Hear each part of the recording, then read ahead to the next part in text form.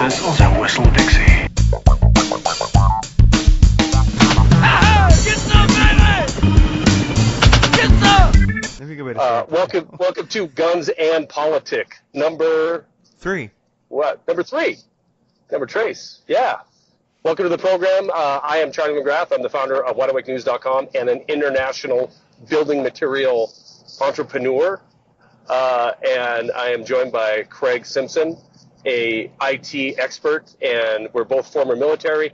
We both, well, I'm going to speak for myself because the new drastic domestic terrorist definitions, I don't want to pull my buddy Craig in. He's already got enough strikes against him. He's a gun nut. He's former military. He's a libertarian in a sea of nutbags out in Washington, in the Seattle area. So he's got enough problems, but I myself am a rabble-rouser and a loudmouth, and we are happy to come together once a week and bring you guns and politics. If you're listening in on my YouTube channel, the Krabby Dog Tricks channel, and you're looking for hard-hitting commentary, you're probably not going to get it on Guns and Politics. We just have a good time, and we're really grateful for the people who've been taking the time to listen to it, download it, play it, suggest it.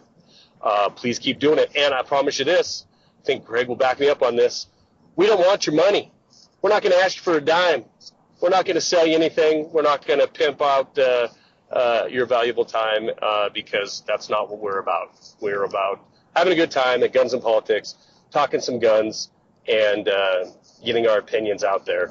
And this is number 3, and it's fun. So I am coming at you from the cab of my vehicle, driving across the great state of Montana. Craig is hunkered down in Seattle, and let's do it. How was that for?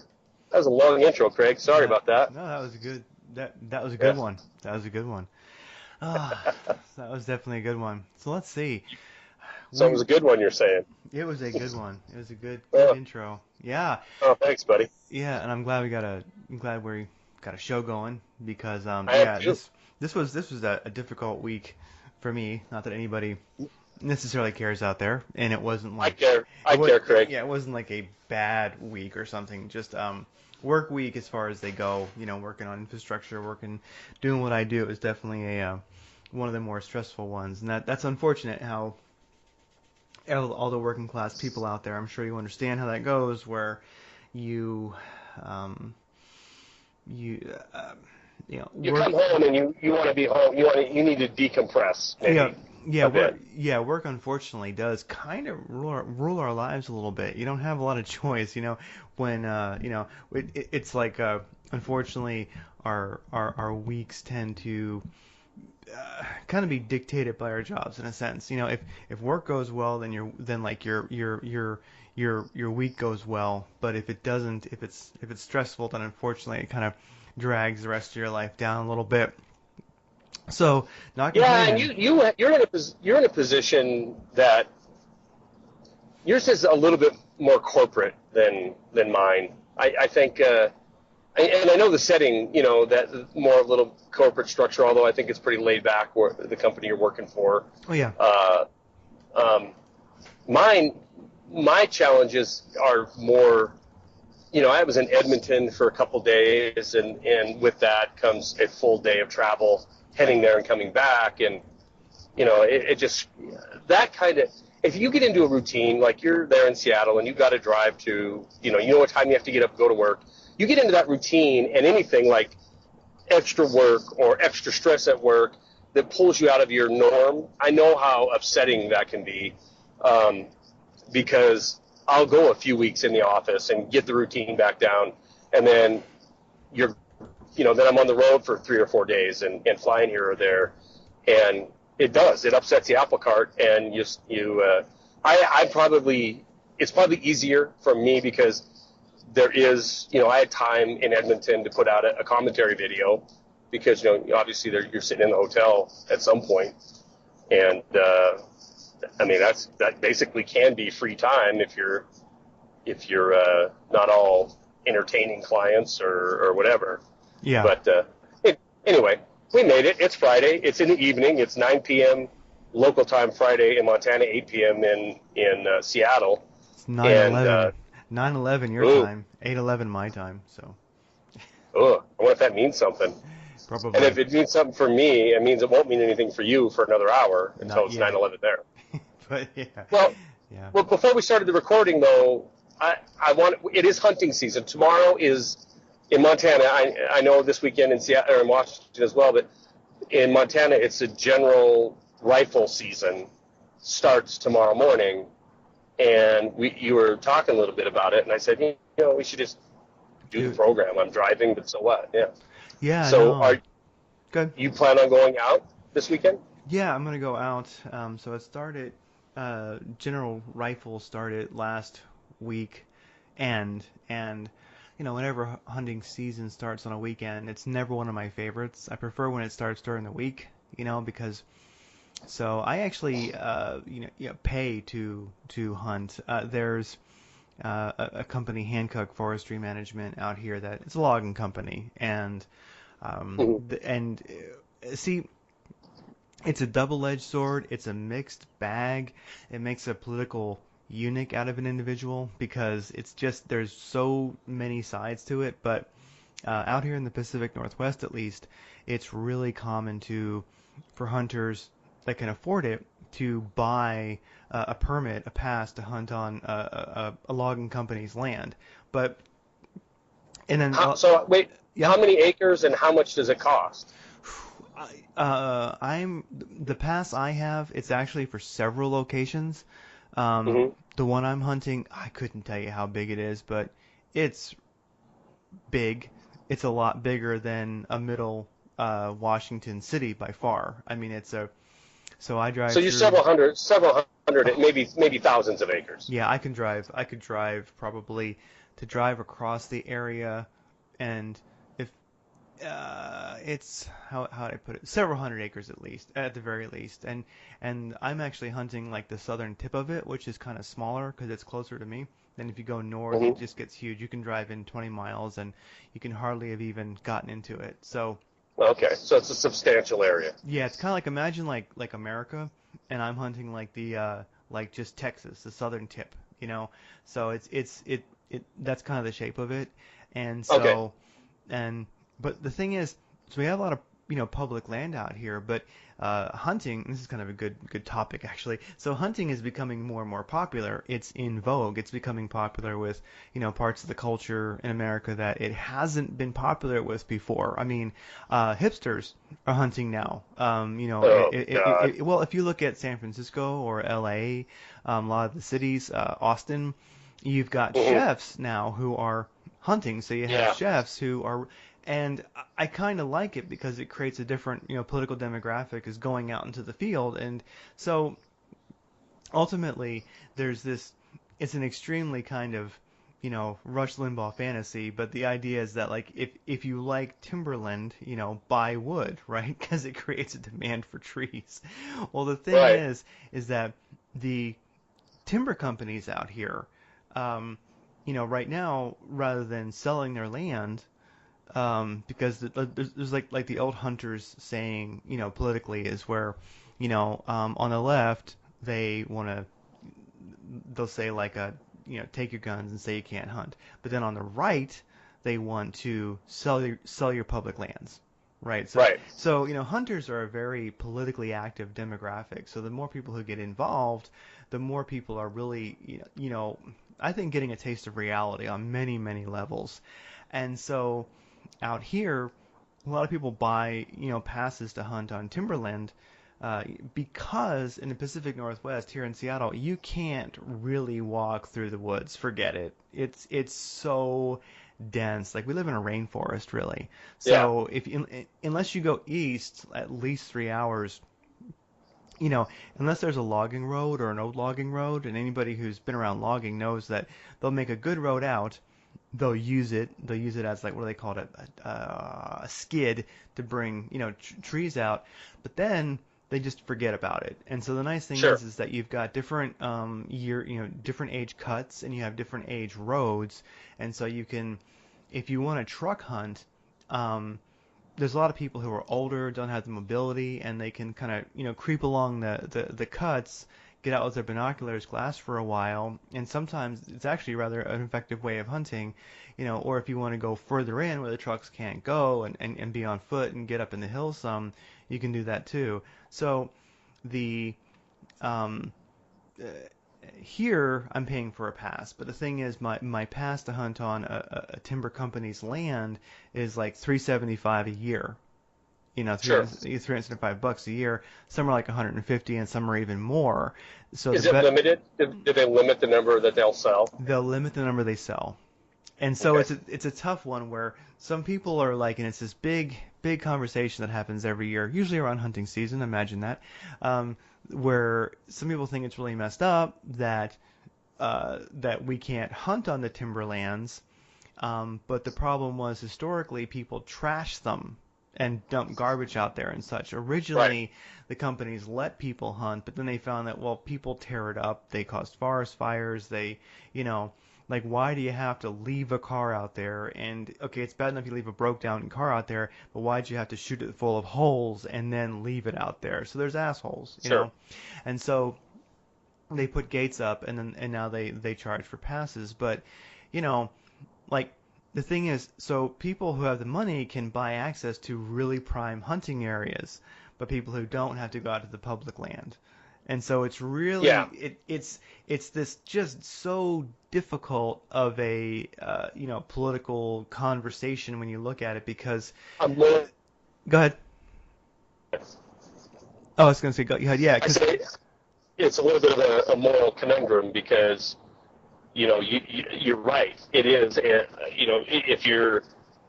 if you're from the aspect of a hunter, somebody that's into shooting sports, I don't know. I'm torn on that. I'm a huge believer in public lands. Now, it's just a little bit of a geographical difference for us because I live in the fourth largest geographical state in the Union, and we only have 1 million people, so there's still a lot of public land. However, a lot of the choice land has been sold. It has been privatized, if you will. These are drainages and these are major river valleys and things like that where it's privately owned. And in some cases, it's leased land. Like ranchers can lease a double shit ton of acres in the middle of a national forest and then have control over that land and access to that land because they're leasing it. But in reality, you're still looking at public land, and I am just completely opposed to the privatization of public lands or the selling off of public lands like you're talking about.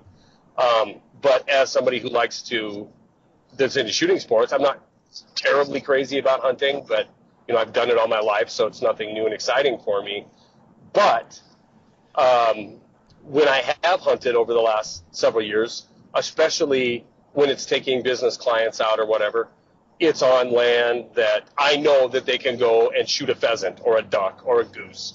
It's land that we're paying to be on. So, and where it screws the average guy is, as per our conversation a week ago about, the Mosin Nagant is a good gun. If you don't have a lot of money and you want a gun that is fairly inexpensive and you can use it for everything, well, that guy, he probably can't spend $400 to go hunt on, Joe Prime. Stuffy Timber Company's prime land. So, and I have a problem with that. And, it's about every other year in Montana where we see these proposals to do these land swaps with people like Ted Turner, who own a bunch of land in one part of the state, and for conservation reasons, the state wants that land that's bordered at Yellowstone Park, so they're going to give him, copious amounts of land in another part of the state that is, at the moment, public land, but they're going to give it to him, and it's never fair. He'll give up 1,000 acres, but he'll get 10,000 acres in return or something like that. But there is a push in the West And you can look at maps over the last couple decades of what federal public land was and what it is now, and it's a dramatic difference.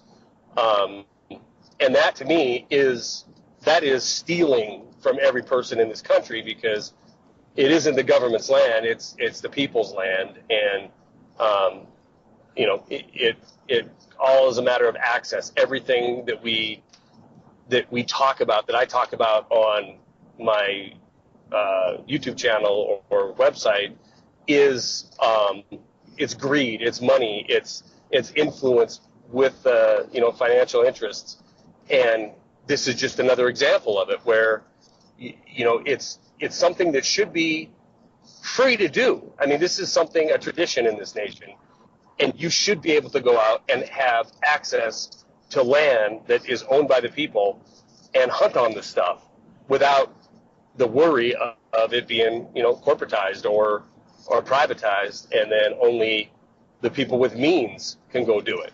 $375 is a lot of money to somebody who's going hunting for the food to feed his family. I mean, he don't have that. If he did, he would be buying beef. So I don't know.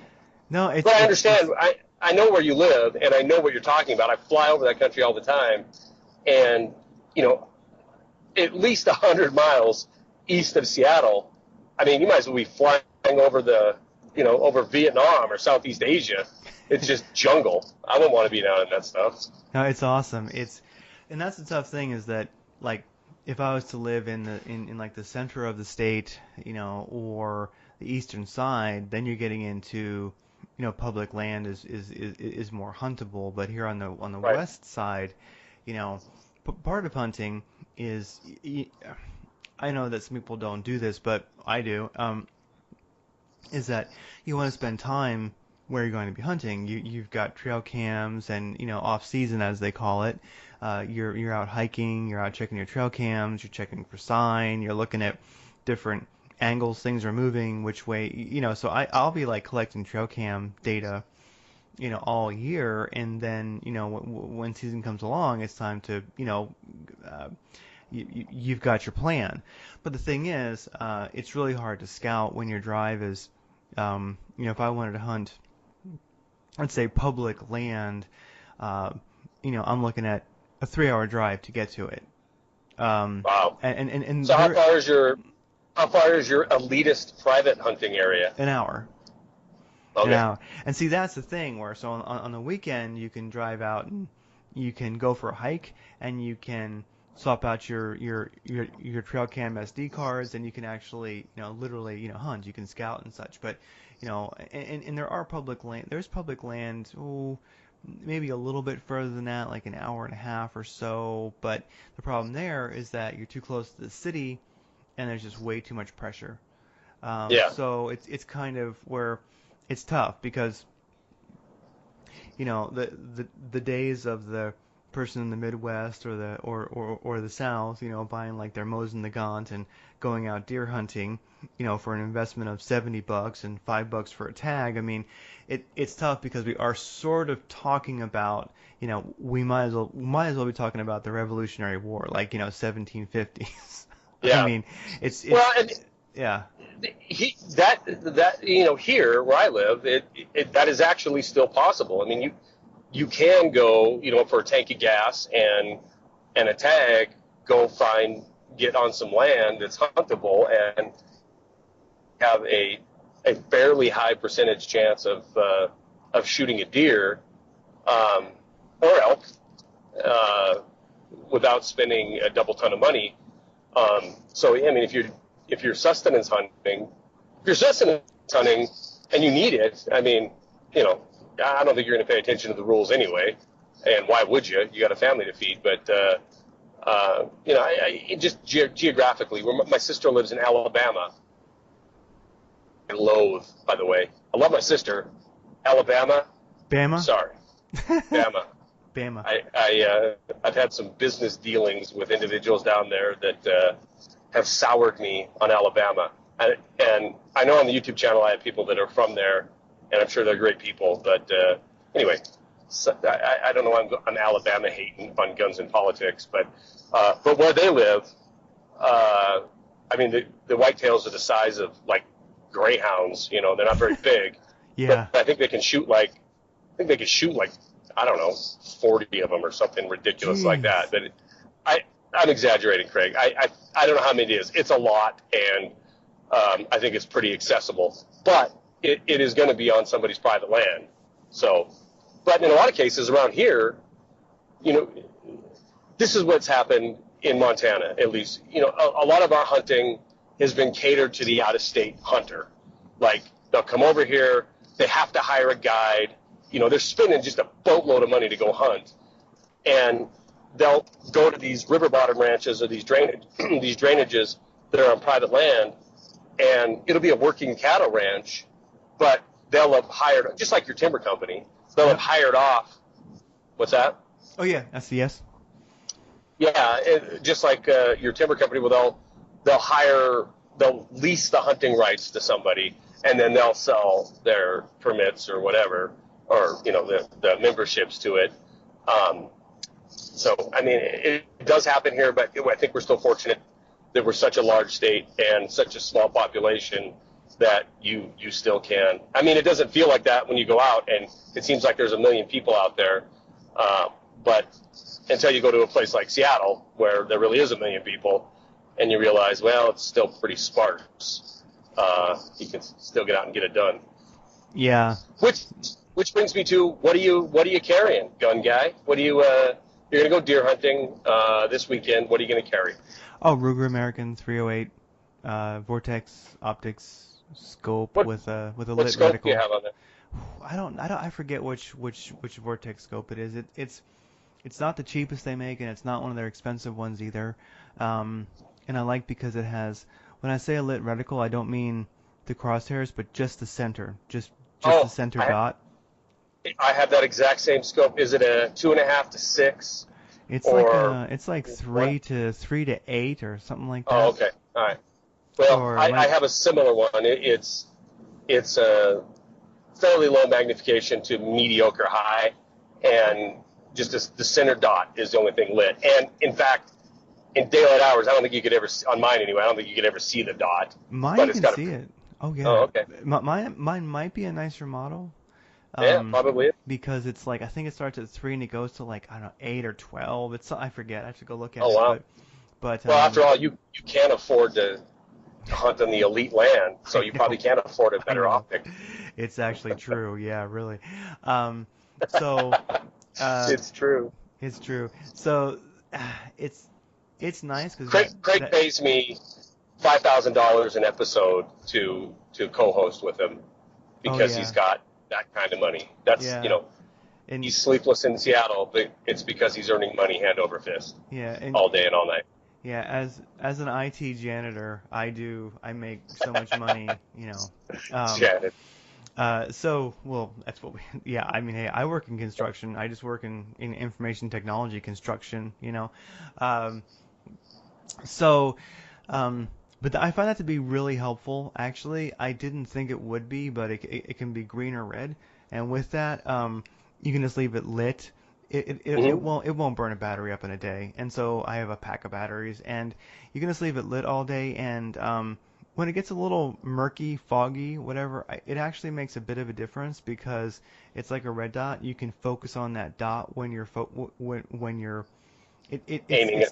Yeah, I mean, it actually makes a bit of a difference. It allows you to have more range of focus with your eyes, I guess. You can look at the animal and also see the reticle, see that red dot while you're, zooming in on it. It actually works pretty good. So we'll see how it goes. But sure, I've shot several animals. Well, let's face it. If you're a hunter, you're most likely going to shoot something at at legal shooting light, and on both sides of the spectrum, at dawn or at dusk, because that's when these animals are active. That's when they feed and drink and bed down, and they're moving at those times of day. So I've shot several animals at that time of day where it's the sun's not up, but it's legal shooting light. The sun's not set, but or the sun has set. I think you have a half hour after sunset. And where it can be hard to see your reticle at times. It makes a difference. It's actually worth it. I thought it was kind of a silly feature, but it just kind of came with the scope, and I didn't care. And now I realize that actually it was a cool feature. So we'll see how it goes. And the nice thing here, there's pros and cons in the Pacific Northwest, but pretty much it's not really just morning and evening here. It's pretty much like 7 or 8 in the morning until like noon. Then there might be a break during the day, and then it'll start later afternoon. So we actually have, especially if it's foggy, because here we live in a swamp, and so you'll have animal movement all day. So like 9:30, 10:30 in the morning are really active times still. So you kind of have to, find your spot you're going to hide, which is always on the edge, 50 yards or so into a clear cut. So you want to be on the edge of a clear cut that's a couple years old. And you're just sitting? You're not stalking, you're sitting? It's tough. It's really hard to stalk quietly in a cut because there's so much kindling on the ground, basically. I pretty much use a blind. I use a personal small little one-man blind, or I'll just have a good vantage point. It depends on where I'm at. Spot and stalking, you can do it. I'll like walk through a logging road in a cut, you'd say, and look around, because I think driving you're not really paying enough attention. So I'll get out and walk. But for the most part, I get in the edge into the trees on the side of a cut, maybe 50, 25 yards, where I still have a good vantage point, or I'll use my blind and put it right on the edge. And this is about the time where you can start to rattle some antlers and like spray some doe in heat urine out there, and just be watchful and wait. So it's an interesting spot. I mean, so and this is interesting to me because we're only 500-600 miles apart. Yeah. And now there's not going to be any use for any kind of pheromone or antler rattling between now and probably the later November, mid-November. There's nothing in the rut here except for bull elk, or elk in general, are not in the rut, and they're pretty much coming out of it now. They go into the rut in late summer, very early fall. So are your deer rutting now? They're starting to. The elk have been, actually. They started like probably the beginning of October, and any Washington State hunters out there, you might be able to correct me. I could be wrong, but they are out there bugling and such, and now they're kind of stopping at this point. Actually. Yeah, same here. And so and elk are the funniest creatures because a male elk is so huge and magnificent, but then when you hear it bugle, gosh, they sound just so candy ass. It just sounds like a little girl screaming. I've been within 50 yards of elk bugling, and it is high pitched like a scream, but it is, it's one of those things. It's a very big animal. You're talking, a small bull is 400 pounds, right? That's a small one, baby. And then and you're getting up, to a 1,000-pound animal. But it's it's a very powerful animal, and when you're that close to it and it bellows like that, you can. I mean, it sends your chill up your spine, but it also it thumps you on the chest a little bit. I mean, it just seems like it'd be such a more like masculine sound, but it's so high pitched. Our deer, it is very high pitched. Yeah. Some people think it's Bigfoot, I think. They're mistaken. An elk for Bigfoot. Our whitetails won't go in to the rut here till November. Same the mule deer. They're usually a little bit later, but it usually is it seems like we get a really cold snap, and then it'll just put the deer into the rut. But our hunting is a little different than yours, where you're a lot more sit, and it makes sense because you are in a jungle and your visibility is very poor, so you almost have to have something moving to see it, to where a lot of our hunting it's in timber, but it's not a rainforest. Either that or it's in broken timber and sagebrush, so you can do a lot of ridge walking and being on the edge of these draws and be able to move animals and then see them and get a shot at them that way. So yeah. Here, like I think I would imagine the furthest shot anybody does in the Pacific Northwest, well, at least in Western Washington, I have a rangefinder, and so I I like to mark my distances when I first start looking at an area, or if it's an area that I commonly go to, and I think the furthest possible shot I've got in is 165 yards. oh wow, okay.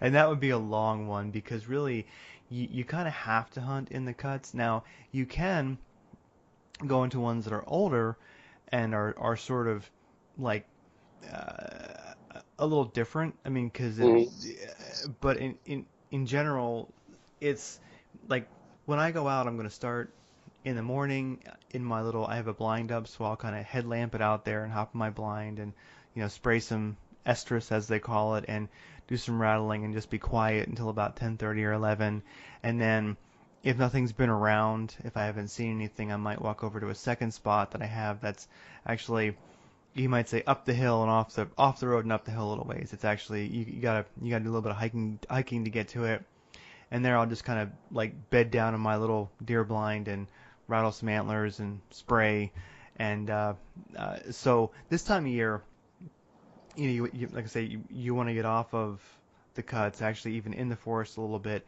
and just rattle basically and see if you can call anybody, because yeah, I mean, you can glass your cuts, etc., but it's a unique way of hunting. I like it. Yeah. I haven't hunted here too much. I mean, to be honest with you, if I could do any hunt right now, which is a good question, is like if I could do any hunt right now, I would really love to go to New Mexico and hunt antelope and just shoot one of those at 300, 500 yards. You could do that here. I mean, antelope are prevalent here, and I've taken, I think, 3 antelope in my life, and none of them have been under 300 yards. I mean, 300 to 500 yards.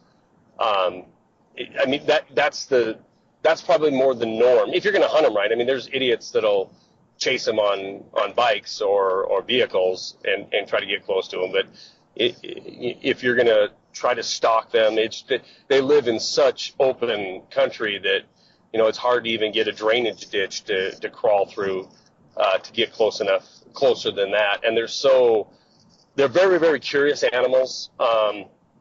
In fact, some things they do will, like, you could walk right toward them, and in some instances they'll counter it.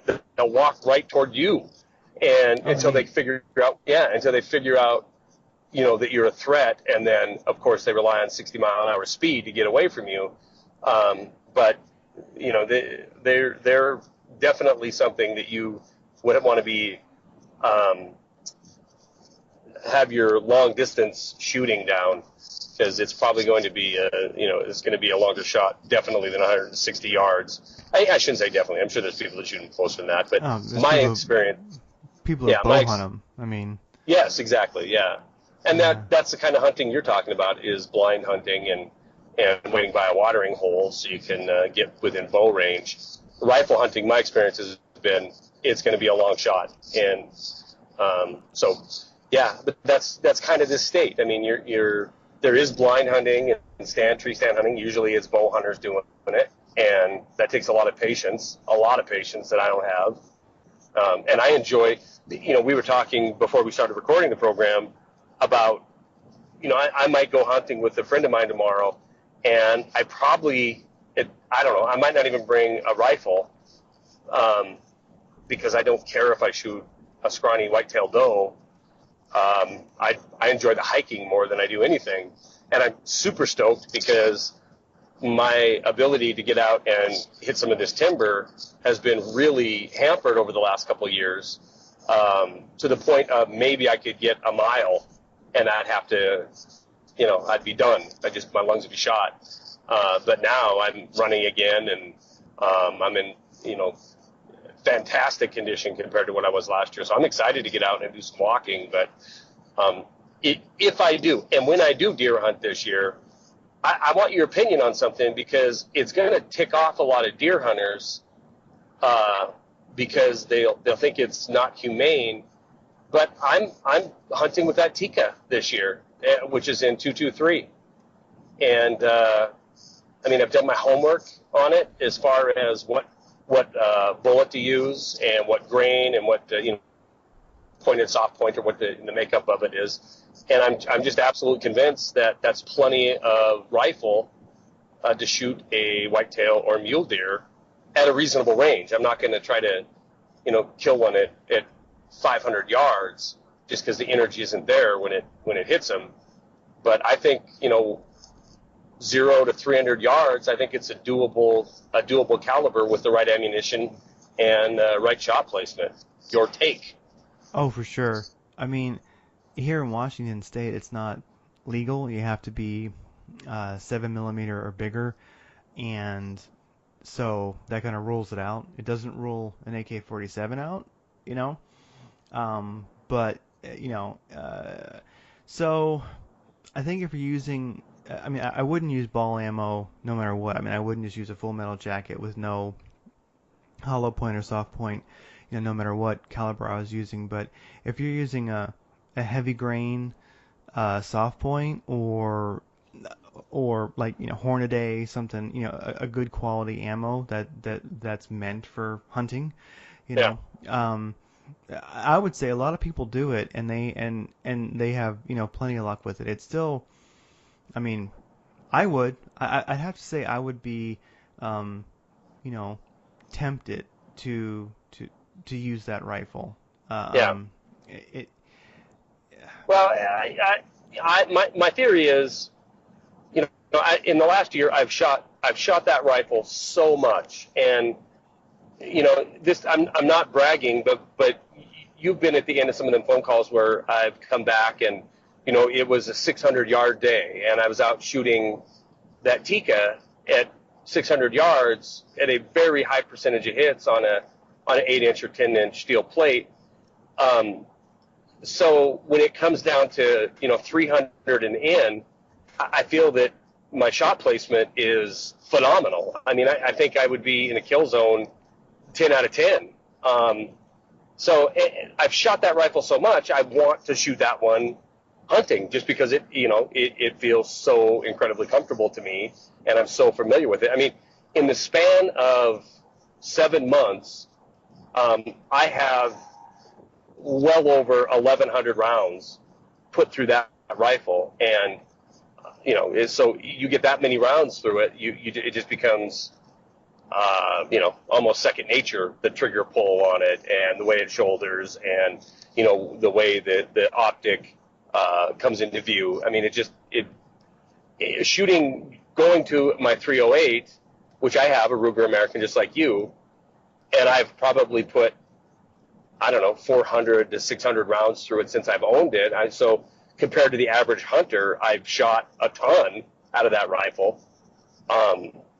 It just isn't one that I shoot every single weekend like I do the Tika. So I don't know. I'm gonna do it.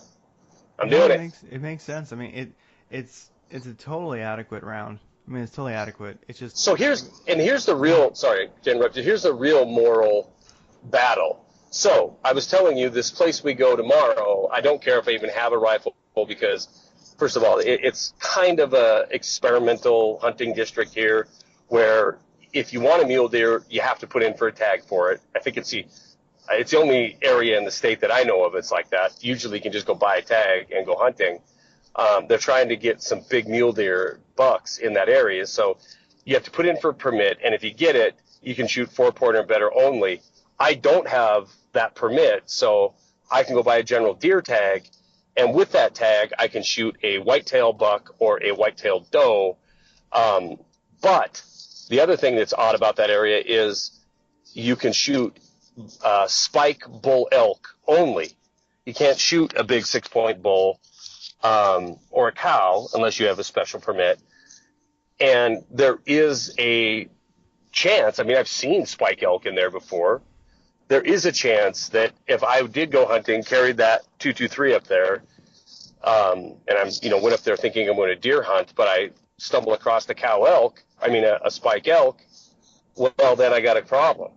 because I don't want to shoot a cow or a spike elk with a 223 at any distance. I just don't want to. I just wouldn't do it. In fact, I would say, well, I'm an idiot for not bringing my 308, just because, I've shot 4 elk, I think, in my life, and one of them, when I dressed it, or not dressed it, when we were butchering it, I found 2 bullet slugs in it.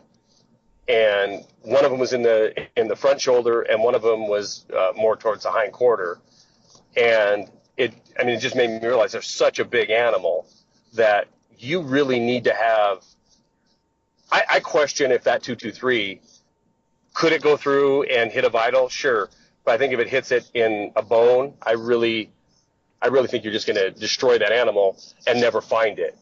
I think it's going to either wander off and get an infection and die, or maybe bleed out over, a long period of time. But I just don't think it's responsible to shoot a 400-pound animal with a 70 grain bullet. Yeah, no, I would say that it's funny because it really depends on I think sometimes on the area that you're in. Like, if you were hunting antelope at a distance with the 223, it might run, but you're going to see where it goes. You see, so the thing is here, at least for me, I might use a 308, and easily a 223 would be fine for a deer, but it's not legal. So I'm using a 308, and I know it's really like the worst thing you want to do, but I go right through the tops of the shoulders. And yeah. I know that ruins a lot of meat, as they say, but it is. If a deer runs 50 yards, you could lose it here. So you really want to stop it from running. So, I guess really there's a lot of things to take into account. Like here, use a heavy caliber for deer and shoot it where you usually wouldn't want to, so that it doesn't run. Then again, some people will still go through the lungs and then just track it. But it's one of the things I was like we were talking about earlier is, as a working class person who's doing the 9 to 5 thing, I don't have a lot of time. Yeah. And so in a sense, it's even though I love nature, I like being out there, I like scouting all year. If my hunting season was 11 minutes and I shot a deer, I'd be totally thrilled to be done with it. Yeah. So even though I enjoy it, I almost enjoy the scouting all year, and taking pictures of deer and elk, and being out in nature. I kind of appreciate and have more fun doing that than actually hunting season, because hunting season is when the pressure piles on, and even though I want to enjoy it, I think the largest part of me just wants to get it done. Yeah, no, I totally understand that. And I used to be a lot more into hunting. There was several years there where I was hardcore into hunting. I'm talking like tomorrow's opening general season day. Tonight I would be at the edge of some park at 9,000 feet, spending the night, so I could be there at first light when elk are rolling out onto the park. But a couple things about what you said. I don't know how many deer I've shot. I'm going to say north of 30. And I tend to sight my rifle in. My hunting rifles of choice have always been 30 caliber. And generally speaking, if you sight it in 3 inches high at 100 yards, generally speaking, so, don't leave comments. I get it. There's different ballistics. But generally speaking, you're going to be passing back through zero again at about 300 yards. So you're pretty much covered from anything from 0 to 300 yards. And so I ended up shooting a lot of deer where I misjudged the distance by 50 yards, 60 yards, and ended up shooting them exactly where you're talking about, which is high in the shoulder.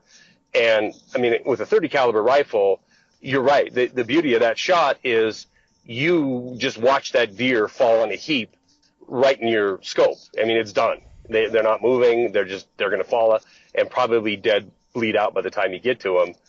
And the truth of the matter is, I don't know about the deer out there, but even a big mule deer, you're not wasting a lot of meat right there. You're really not. And what you do waste is not really prime cut on a deer. I mean, most of that front shoulder, yeah, you can get a roast or two out of it, but most of it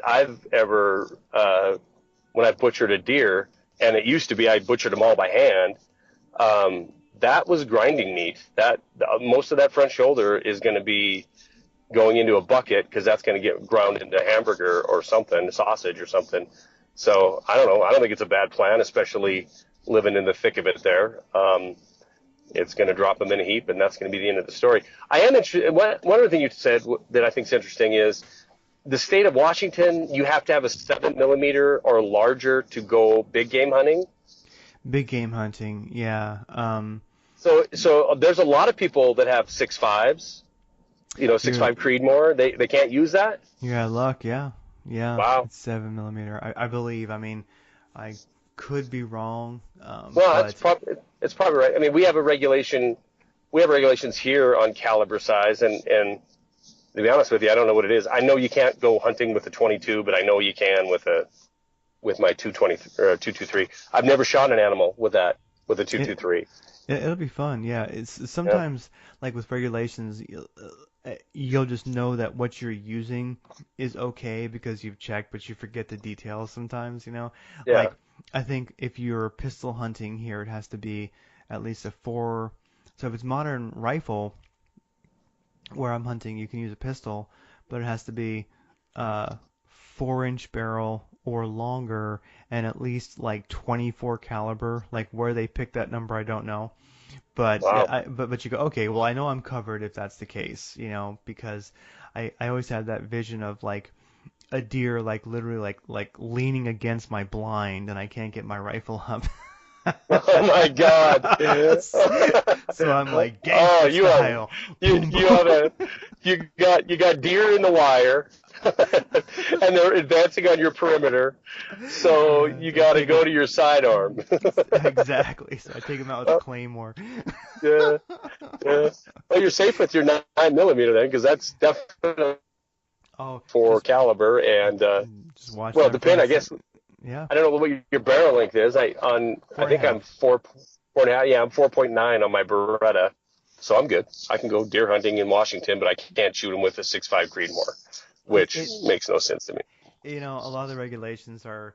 It is fun, and so I'm glad that more people. Something we were talking about earlier. I'm glad more people that a larger demographic is getting into hunting because people who do buy the expensive passes are keeping the timber companies from selling their land because a lot of them are really making money off of hunting.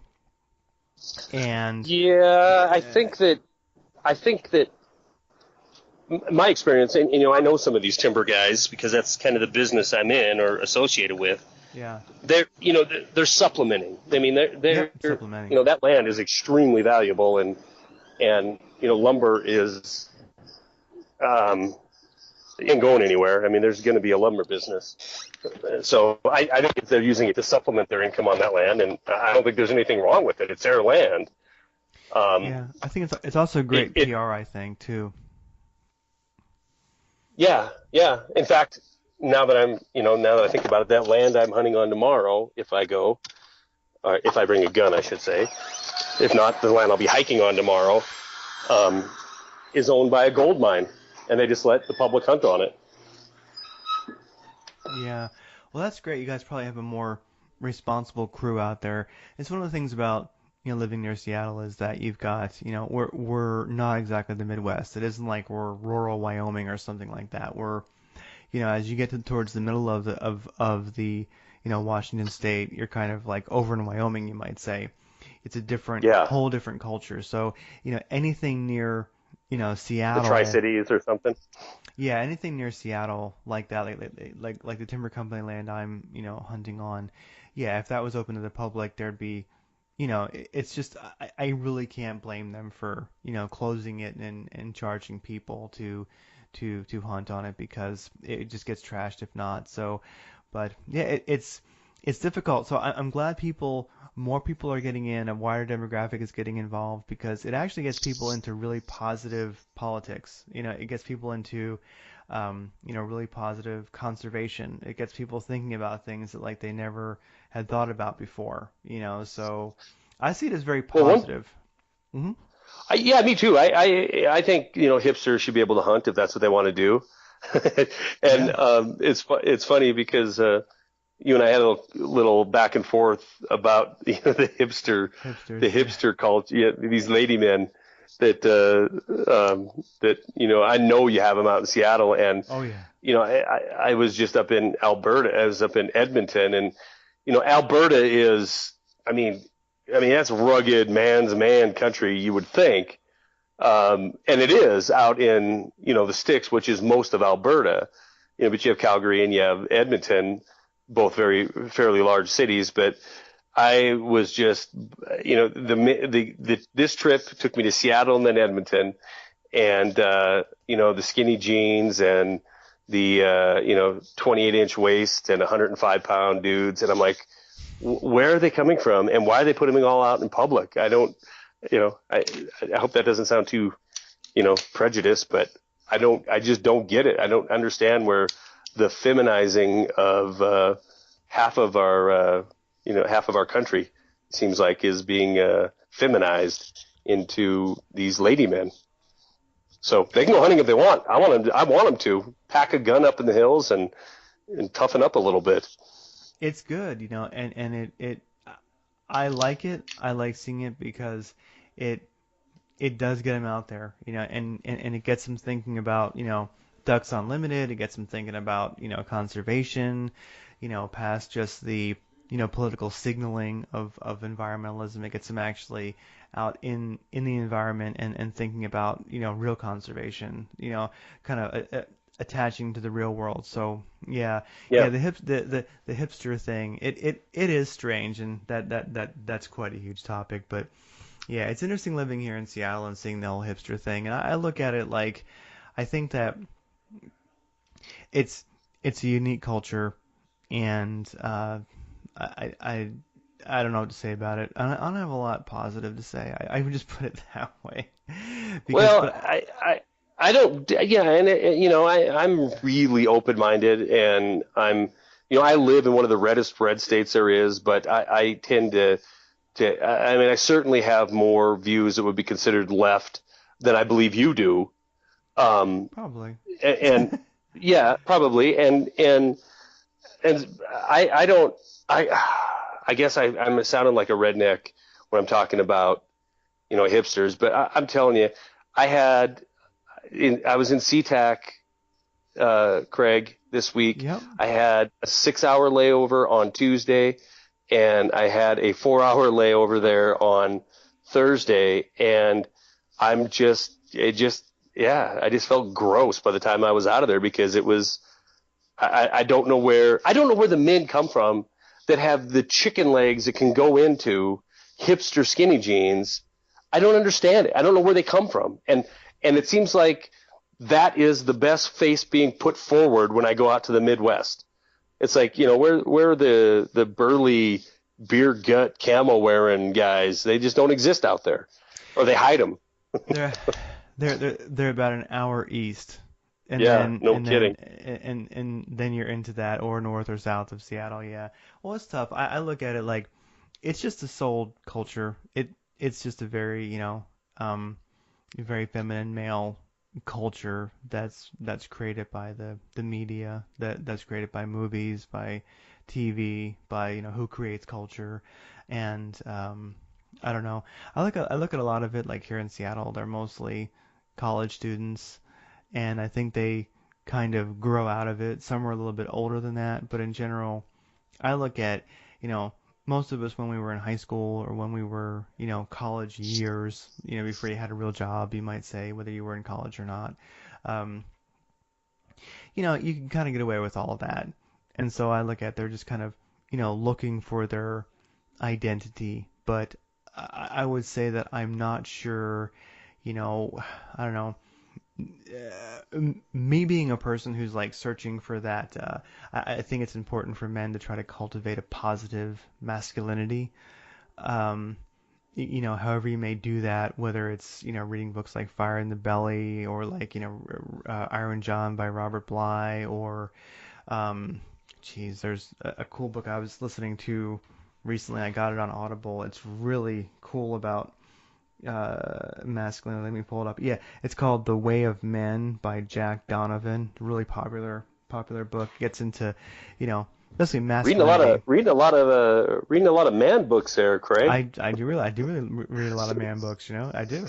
And so, I look at, from my perspective of masculinity, and I do see the hipster culture as a very negative non-masculinity. Yeah. It's very somewhat destructive. It's kind of like the whole MGTOW thing, like the men going their own way, or basically like kind of, shunning society, shunning relationships, and just, playing video games and watching movies, and just kind of Yeah. giving No, up on life. And I agree. And maybe we are be labeled as just, we're getting old and we don't understand the younger generation. But I do think there's something to what you're saying with it's one thing if it's just a fashion thing. You're a college kid and this is what's cool and and that's great. I think people should express themselves however they want to, but it seems like just a loss of identity as a gender. You know what I mean? I mean, oh, it seems, exactly. yeah. And that isn't saying, look, I know oodles of women who are hunters and they're outdoors people and they're into shooting and they're tough as nails. I mean, I live in Bozeman, Montana, so I know women who are loggers and who are in construction and love it. They absolutely love the physical nature of it, being outside, and they do fantastic job at what they do, but they're still women and they still, it seems like the female, maybe it's just because we're both guys, the female, um, uh, what am I trying to say? Their identity hasn't been so watered down. It seems like over my lifetime, the right thing has happened with females. They've expanded what is considered to be a job for them or a trade for them. That's expanded. The horizons have expanded. Pays are becoming more equal. Although I think there's still quite a discrepancy out there. But when they're more able to do the things that they should be able to do, and at the same time, I see the opposite happening with my gender, which is this notion that you can't be masculine because it's brutish or it's destructive to somebody else's feelings. It's almost like a hate crime to try to be masculine. Not putting on an act, but just to identify what you are and to let your nature be its natural self. You know what I mean? Does that make sense? Yeah, when you're not even necessarily being, when you're not even like walking around like a peacock with your feathers sticking out, you're just, like for instance, I think it was either San Francisco or it might have been Sweden. It's hard to tell the difference sometimes, but one of those two locations, there was this, oh gosh, I forget where it came from, but this, they were kind of promoting that like men should not go to the gym and work out because it's a negative form of masculinity. I have to Google for the story, but no, I know. Yeah, I know what you're talking about. I do know what you're talking about. Yeah, and so it's like what and the thing is, and a guy going to the gym is the same as anybody else going. It's not, it doesn't necessarily mean anything, but it's being given this identity where no, that's negative masculinity. It's somehow so it's and it's sold as it's almost like somehow threatening. To women, It may cause them to be masculine. It may cause a rise in testosterone to go to the gym. It's like, well, that's been okay since the beginning of time. What now? All of a sudden, it's So yeah, definitely. So the hipster, I think, is in a sense just a. I think it to me. He's just a pussy. It, and a coward, basically. Two things I don't hang out with, either one. Yeah. And I would say that it's funny because this is the thing is that I look at like the hipster as an over domesticated male. There you You know, go. That's a great description. yeah, it's over domesticated, like domestication complete. Like one of the things that I think of is if you've gone turkey hunting or duck hunting, it doesn't matter. Um, if you've plucked a duck or you've plucked a turkey and you look at that next to like a butterball turkey, a domesticated turkey, you go, these are two different things, you know? And I look at like we were all kind of born domesticated, but we were all kind of born that butterball turkey, but we can kind of get some muscle tone back, and we can get some of our instincts back. We can go out and hunt. We can have our gun on our shoulder and our knife on our belt, and we can go out and get back in touch with our instincts, and we can. So in a sense, I think that there's people who are going that direction, even hipsters, and I think that there's people who are just kind of completely collapsing to the domestication. And Yeah. that's just kind of how I see it. And but what's weird is how come what is domesticated, in a male when it comes to a beard? It's so weird because the hipsters, even though I think they are like basically over domesticated, like if you've ever been around a farm and people out there, if you've been on a farm and you've been around turkeys, they're by far domesticated turkeys are probably the dumbest things on earth. Um, so you look at like domestication complete with the hipster, but what's with the beard? Because isn't a beard kind of a form of masculinity? Because you've got these like over domesticated men, but they have Abe Lincoln beards. Like Well, got, here my yeah. 15-year-old son, he's got it figured out, and he brought this to my attention that he's always like he thought beards were cool, and he was looking at Grizzly Adam type beards, or even big thick beards, but they look like a logger or something like that. They just look rough and tough with their beard.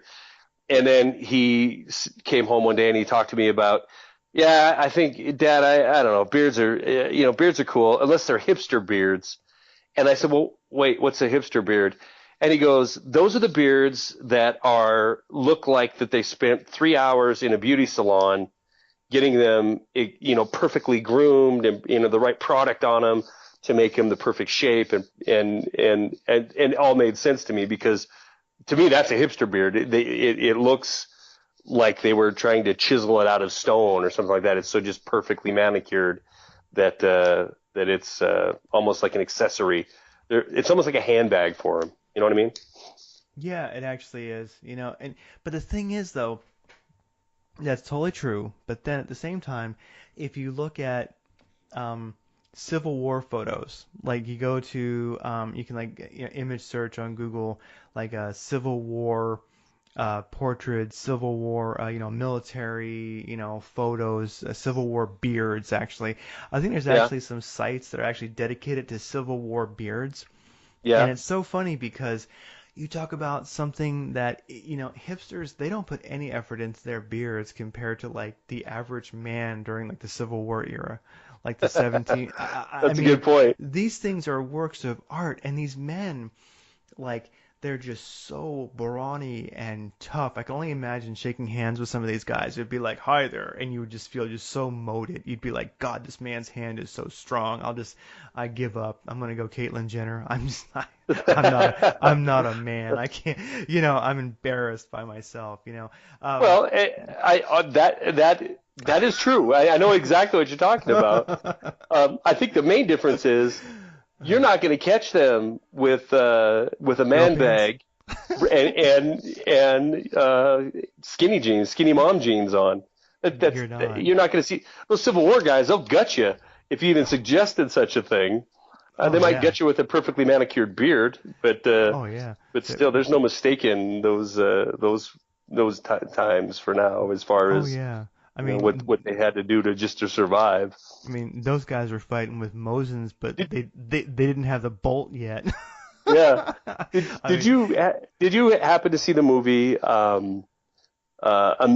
Seth MacFarlane, who's the creator of Family Guy and American Dad, a couple actually, I know it's pop culture, but they're actually pretty ridiculously hilarious and I'm sure everybody listening has seen at least some of them. But he had a movie that he wrote and directed, I believe, and starred in, and it was A Million Ways to Die in the West. Did you happen to see that movie? Oh, I didn't see it. No. If you want, I mean, it's really raunchy, so I'll warn you now. I'm sure you can handle it because you're not the aforementioned hipster, but super raunchy, super, inappropriate, which is Seth MacFarlane's trademark. But they do a whole big sketch in there about, going to the mustachery so you can get your facial hair worked on. But it just reminded me of that when you're talking about how they prim and prepped over their facial hair in those days. Oh, definitely. Check it out. You gotta check it out. A Million Ways to Die in the West. And but Die in the West.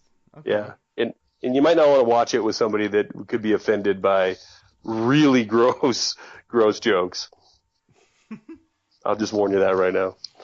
But A Million Ways to Die in the West. I'll have to definitely check that out. But yeah, I also have to put a link in if I think there's a site or two dedicated to like Civil War stashes, and you go like, man, it's funny, and it makes you think about like masculinity in a sense, where these guys were definitely masculine, less domesticated than I am, than certainly men are today, and you're like, but these guys like to be pretty.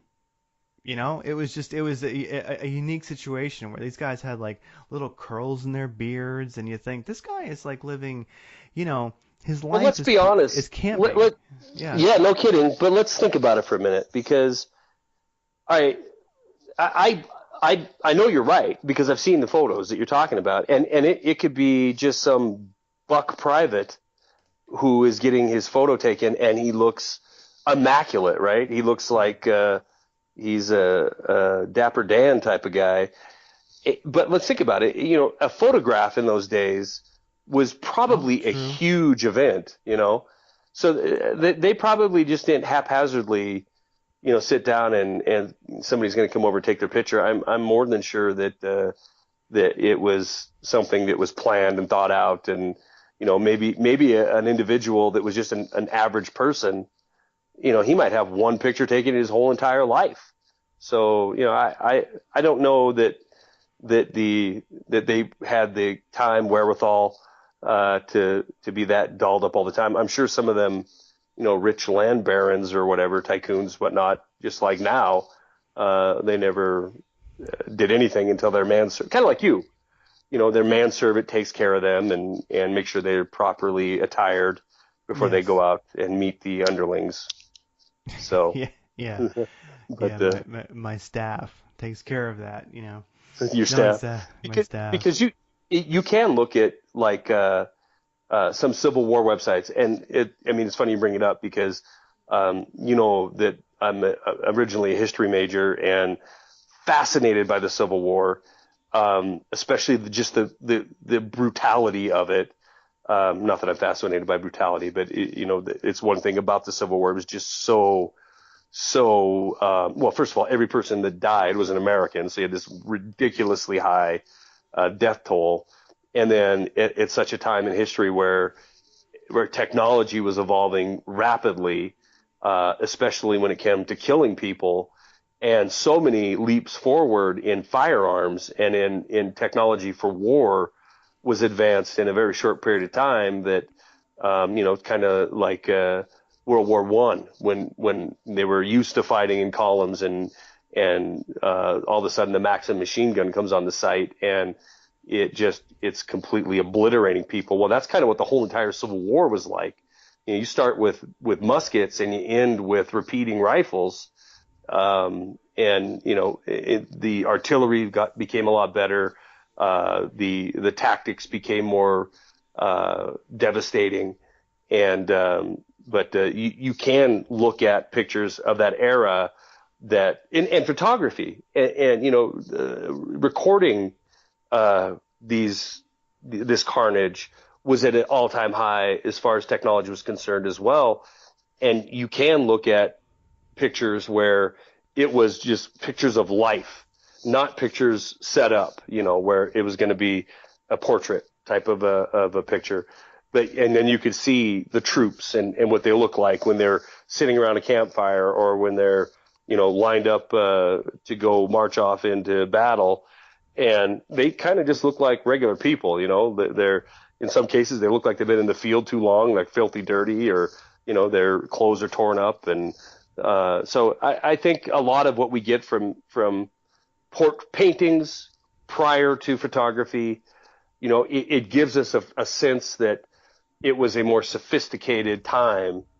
And I think the reality of it is that, no, I think the recording methods were events. They were events that people prepared for, because it was a very few and far between, unless you were, very wealthy or in the public spotlight.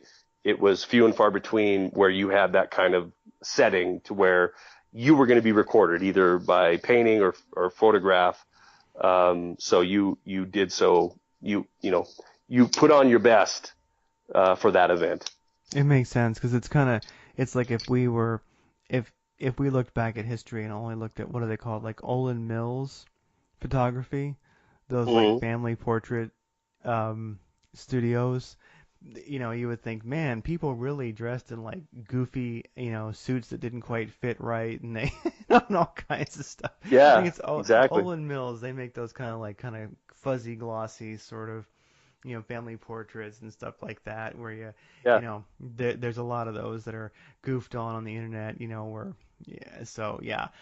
I'd imagine it was, because back then you'd had tin type photos where like your actual picture was taken on a piece of tin, and they would dip it in the right chemicals, and then you had to hold the lens open for a while, and you couldn't move during that time. And they actually had, a lot of times behind people there was kind of like a frame that would hold them from moving, restrict their movement. And so in a sense, it's true where we think of a picture as nothing, where it would have been quite an affair. So maybe you would break out the lard and preen your stash very, very well. So right, but and never smile. They never smile in those pictures. They always look very stoic and but at the same time you can tell that these guys definitely had done it before. Like, maybe they didn't do it as perfectly, but these guys definitely, it was definitely the style of the day. No question about it. Yeah, it was. Yeah. It was the height of men's fashion to have a well-groomed mustache and beard.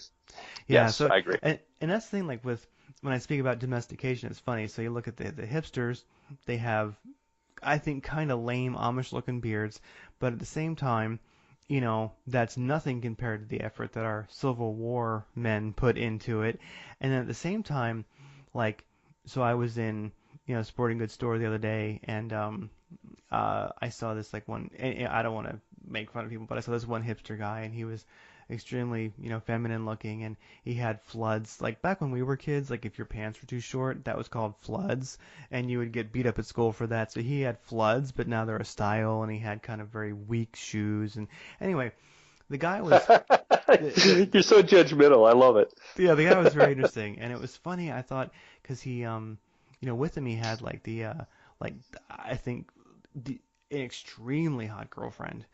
And I guess, maybe a sister, I don't know. But I was just thinking, I was like, man, this is really, I'm like the pickings are pretty slim, aren't they?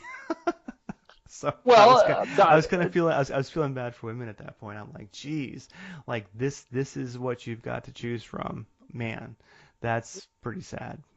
It's funny because my girlfriend and I, when we're down in Denver, she'll comment on She don't give a crap. She'll comment if a guy's hot, and she thinks so, she'll say it. And if she thinks a guy is not, and like since we've been together, I'll go through phases where I want to be a running guy, and so I run a lot, and I'll neglect lifting weights, and then so my weight will get down, and I'll get skinnier, and she'll make comments like, if you end up looking like one of them guys, I'm gone. You need to know that. I'm out. And grow a beard and wear girl pants. Yeah. And she's totally kidding, but I think.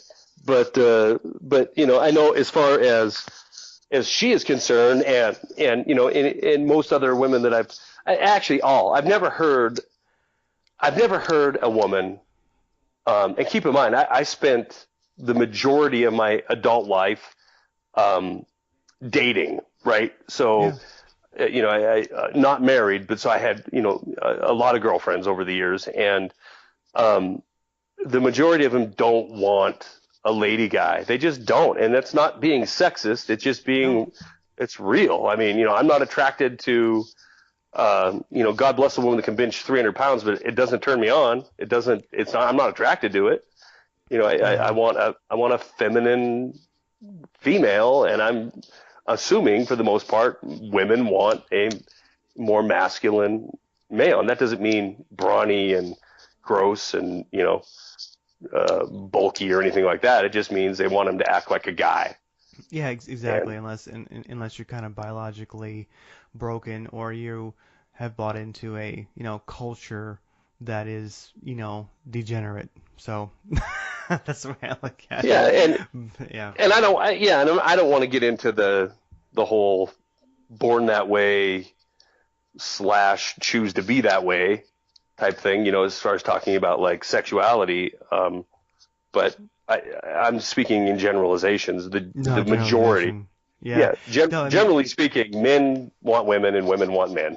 Yeah, and it's funny because I look at like along those lines, like thinking about like the hipsters, but then again, so it's funny, something has changed, I think, where if you look at Civil War photos, you'd say these guys are definitely, maybe they're, blindly nationalistic. They certainly were probably sexist. They weren't necessarily, I mean, they weren't perfect, but you could see a certain healthy masculinity in like the Civil War guys, even with their, extremely ornate beards. But then at the same time, like you look at like the founders, you look at like the 1750s, and a lot of people didn't wear any clothes other than they just had available. But at the same time, you look at fashion, like, I mean, one of the founding fathers today, any one of them, Hamilton, Jackson,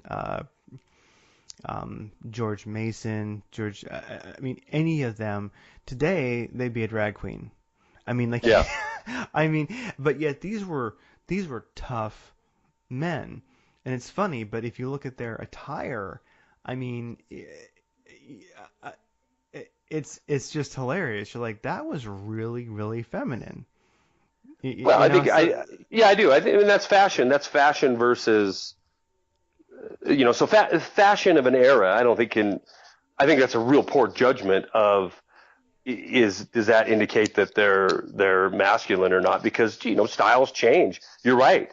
I mean, they used to wear powdered wigs, and that didn't mean that they were feminine. It just meant that was the height of cool. Probably no different than, same analogy between when you and I went to high school in the 80s. There was things. I mean, a lot of that stuff's becoming popular again, but things that guys wore then that we look at now and think, ugh, that's feminine. Super tight Levi 501s in baby blue. Okay, well, I don't know that is cool right now. And I think if you're wearing them, you're probably going to have people look at you like, oh, that's a little bit feminine. But so, fashion's one thing, but so, it's mannerism, it's attitude, it's, I guess, what is how somebody views themselves, are they, do they view themselves as, thinking that they need to act more feminine, and it seems like that's what's pushed now, is that things that are masculine are offensive. And, and if you teach a boy, if he grows up in Seattle and he's constantly hears that, like Chinese water torture dripping, that masculinity equals sexist, or you're a bigot, or you're just one calorie away from being a supremacist if you have any masculine traits. I think that can be drilled into people.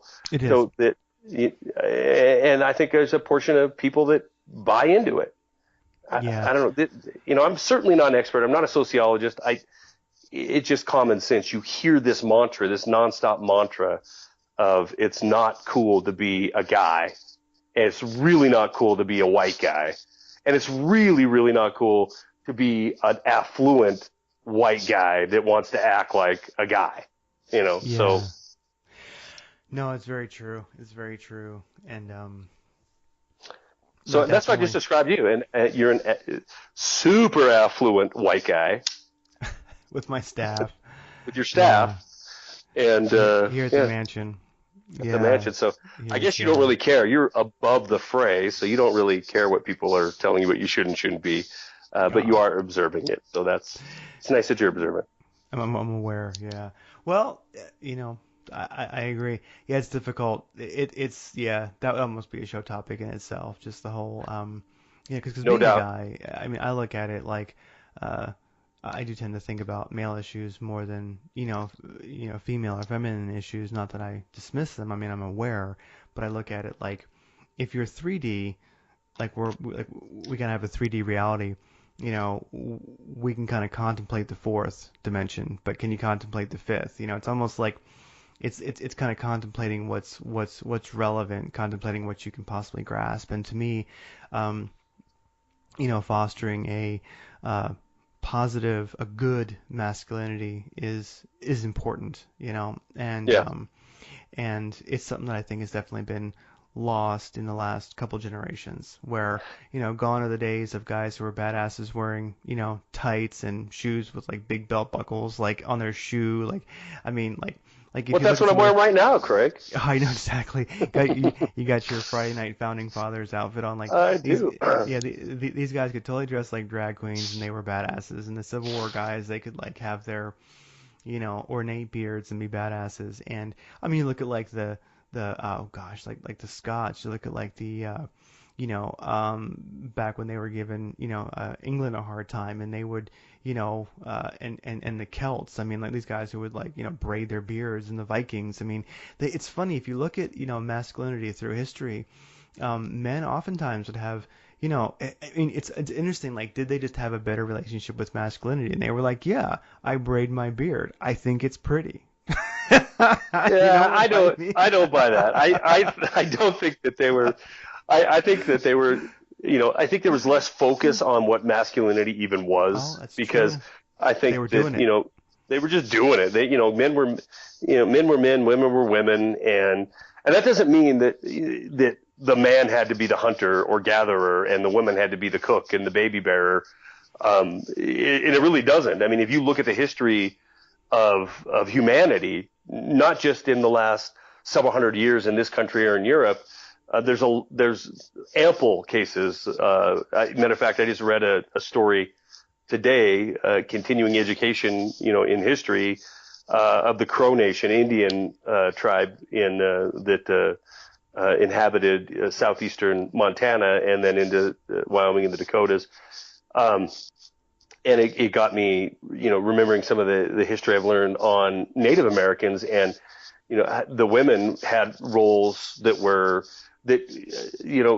a lot of people wouldn't believe. They were, a lot of cases, if it was a family member that they were going warring with another tribe over, if a family member was injured or the coup was counted on their family member, the women would take part in a lot of times in battles, and they would be warriors, and in a lot of cases they would end up being hunters, and the men would be, roles, masculine, feminine, I don't think that you can describe it by the clothes they wear or the job they do. It is just, I think, in our nature to be masculine or feminine. And, guess what? That's how we all got here. So I think it's inherent in our DNA. I think society, social engineering tries to F that up.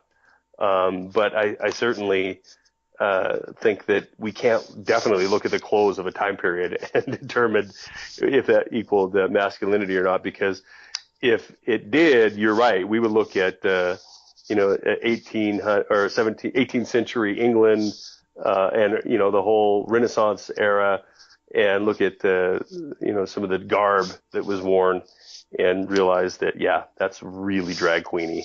It's funny, yeah. Hey, drag queens founded the country. They did. Yeah. So there is a topic I wanted to hit on now that I don't even know how long, an hour and a half into it. A little political topic, which I don't know if you had an opportunity. Like I said, when I was in Edmonton, I was able to use my tablet, my Samsung tablet, to upload a video I did just in the hotel, and it was on the topic of domestic terrorists, and with everything going on in the world, some independent media's covered this a little bit, and in some ways it's kind of more of the same. But last week we had the DOJ coming out with a new council, the Domestic Terrorist Council, and one of their assistant U.S. attorneys is heading it up. But I don't have my computer or notes in front of me, so I can't give you the exact quote, but verbatim, but I can paraphrase it. He came out and he talked about how this Domestic Terror Council is formed in order to train local law enforcement and help prosecute individuals who have caused a violent crime increase in our country, and it's based on the beliefs that include anti-government beliefs, anarchy beliefs, and then, of course, right behind anti-government and people who believe in anarchy, which are both political ideologies, right? That's both together. There's no crime there. There's no crime in hating your government. There's no crime in questioning it and hating their policy. There's no crime in wanting to be an anarchist. That's not illegal. But of course, when he gives his speech, he talks about anti-government anarchists and labels them right along with supremacists, bigots, people that commit other hate crimes, and goes on to say in his statement, these and other despicable forms of thought are the reasons why this this Domestic Terror Council has been put together. And I'm telling you, you read into this, and you can watch a video on my YouTube channel, and it's got that article attached to it. It is precog coupled with UN guidelines on local law enforcement and a global perspective, making these safe cities that are not just U.S. It isn't just our federal government trying to engineer cities vis-a-vis federal influence over local law enforcement. It is global. It is the UN taking the reins and setting standards in these cities for law enforcement to root out domestic terrorism. And the Department of Justice just spewing this rhetoric and nonsense about the biggest threat to our country is internal. It is our own people. It is people who think that the government is acting inappropriately. It is people who think that the government has overstepped its bound, constitutionalists, things that we are, right? Basically libertarians in general. But any individual who thinks outside of the construct, anybody who dares to be critical of their government or to critically think of the policies of our government can be and are being and will be continued. It'll be more egregious, be labeled as a potential domestic terrorist. That coupled with the notion of investigating individuals that have this kind of thought, that display examples of this kind of thought, investigating them in a way that is wrapped in we're going to prevent crime before it happens. It is absolutely terrifying. And, this really came to the forefront to a lot of people in our country a few years ago when the MIAC report came out and talking about Ron Paul supporters, people that are into precious metals, people that don't like our monetary system, that don't like our government and our involvement in wars around the world. These people are potential terrorists and need to be, looked at. The language was softer, but the momentum really started to sink in, especially to a post 9/11 generation that hears that kind of talk and then hears it over and over and over and over again. It's, we're talking about how do you teach that masculinity is evil? Well, you can't do it to Craig because Craig, he's an adult. He's got his own mind. He's thought about this thing. He's grown up in a certain way that your bullshit is never going to work on him. So you have to start the process of educating early and often, and you have to beat that drum for a decade or 2 decades and generation. And look at our country. We have my son who's grown up. He was born in 2000, so he's grown up in generation war. He's never seen his nation not at war. And he's grown up in hearing about terrorism and hearing about domestic terrorists and how, the government's always right and always has your back and always does the right thing for the people. And, so the desensitization that's happened in just the last 10 years has been shocking. And, to see it progress like this, I guess it isn't a new thing, but it is certainly something that needs to be talked about. And we need to understand that this kind of talk isn't a flash in the pan. It is an agenda, and inevitably it's an agenda that's going to come after your personal individual sovereignty. And when they start talking about precognitive actions, that is terrifying to me, Craig. Oh no, it definitely is. I look at it and I wonder if it's that. I imagine it's been planned for a long time, but I look at it and I think, say you did have 9/11, which many believe or many know. It depends on how you look at it.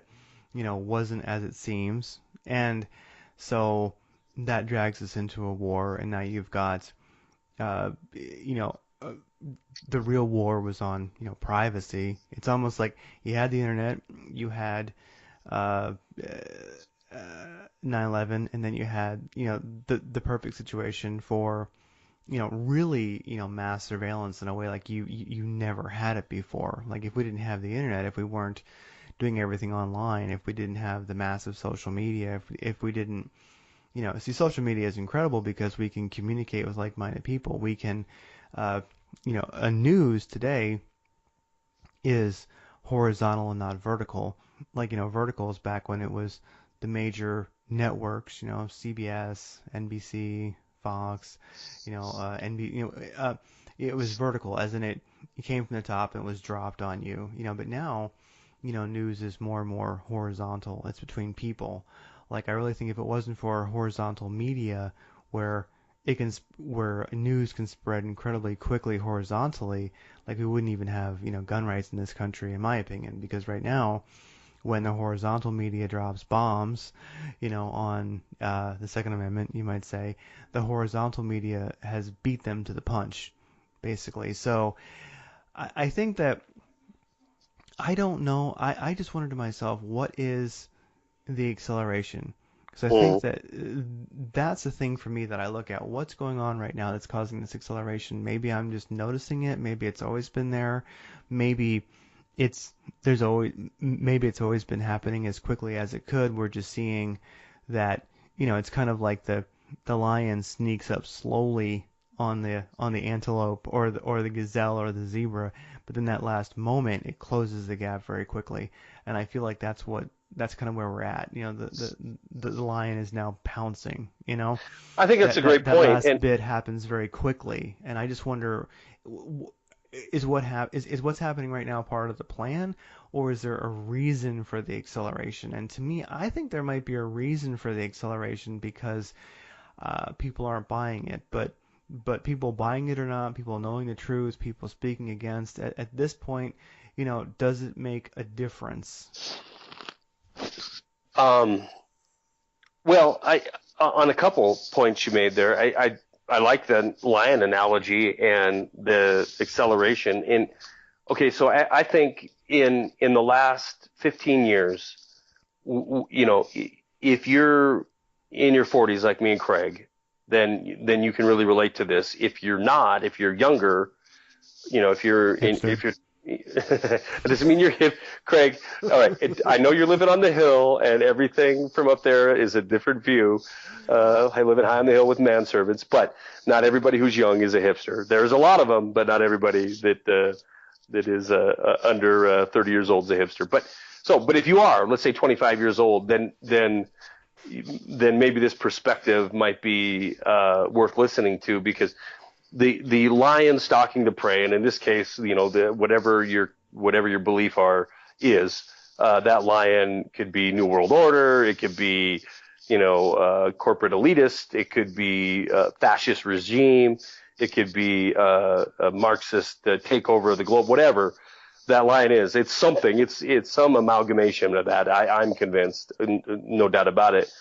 I don't believe it can change. It can change a society slowly, right? It can change the definition of what a man should be, as we've been talking about during this program, as far as demasculating or teaching that masculinity is evil.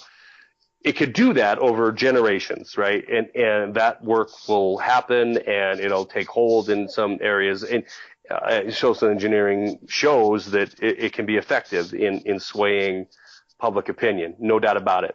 So there's your stalking, but the quickening to the kill, I think we've seen that in the last 15 years on a couple different occasions. Namely, 9/11 I think was a kill shot, because after 9/11 you saw drastic changes that couldn't happen even over generations of water torture, changing things slowly. You had to have 9/11 in order to get the Patriot Act approved, and in order to demasculate Congress to be an ineffective body requiring executive orders and dictatorial rule. You had to have 9/11 to evaporate the notion of precog military action, right? Preemption. That would have never been just sat back and stood for, or sat back and allowed to have happen prior to 9/11, at least by modern generations. The idea that we're going to pre-invade a country because they could be maybe potentially one day a terrorist hotspot, that could have not happened. And then we saw it again with the collapse of 2008 on a different sphere, which is the financial future of the country and the planet, for that matter, we had to show the people that government needed to be so entrenched in our financial system to the point where it had to rescue these institutions that aren't elected and have no oversight. But we had to be taught en masse that if there is a financial crisis, it isn't you that can handle it, America. It isn't you, world, that can grow and build and produce your way out of a crisis. You need government. You need central banks. Without them, your country goes into the toilet.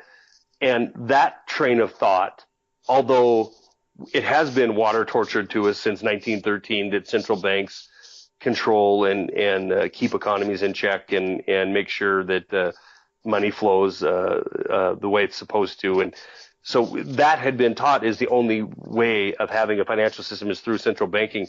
But we learned as a planet in 2008, we were taught that only these financial juggernauts like Ben Bernanke, like Hank Paulson, like the institutions like Goldman Sachs, they had to be in control. We had to shit can the Constitution.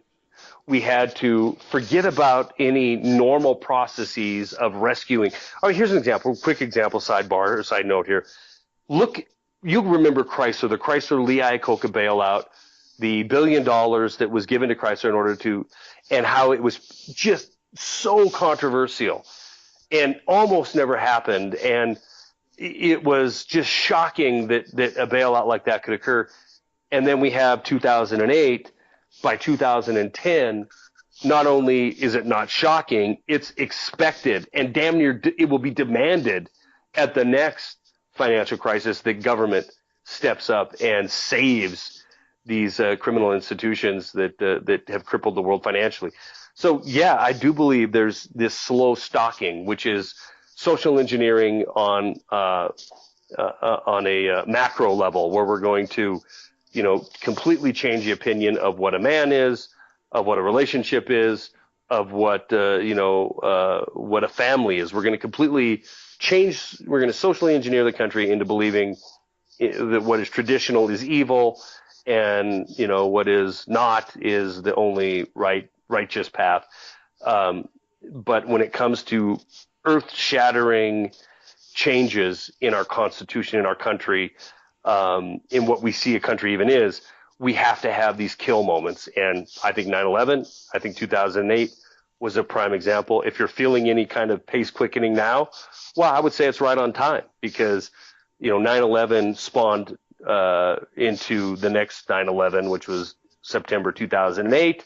So the next major crisis, if we keep the same time structure, the next kill shot is going to be next year, and it will be at the handing over from red team or blue team to red team. So you can almost set your watch by it, if my theory is correct, that, yeah, we're going to have another lion pounce coming here pretty quick. Yeah, I think that something that's really made me nervous. It's like there's always those kind of aha moments where you realize something, and I know that I should have probably seen it during the Bush years. I mean, it should have been obvious, and I'm not saying I didn't notice a lot going wrong when when Bush was president, but I look at Syria. Like, I've been following that a lot, and I think about, as far as like those lion pouncing moments. Um, since I've been following Syria the best I can. I mean, it's such a complicated issue that, and everybody's referred to in Arab. Hey, there, you back? Yeah, sorry about that. Yeah, I was gonna say that. And so everything that happens in Syria, like in the Middle East, it can be hard as a Westerner to follow, just because the nomenclature is difficult, of the different groups, etc. But in looking at Syria, I'm certainly not, incredibly knowledgeable about what's going on there, but in doing my best to follow it and looking at the geopolitics of Assad and Syria, America's history with them, that one has, I say, given me that feeling of like a lion pouncing moment, because I don't know why. I realized that during the Bush years we were doing we were invading countries and causing great hardship, and we didn't and it was based on bullshit basically. But I never quite grasped it like I have with Syria, like the incredible mainstream media and government, saber rattling and just blatantly, lying about Syria and what, who Assad is, etc.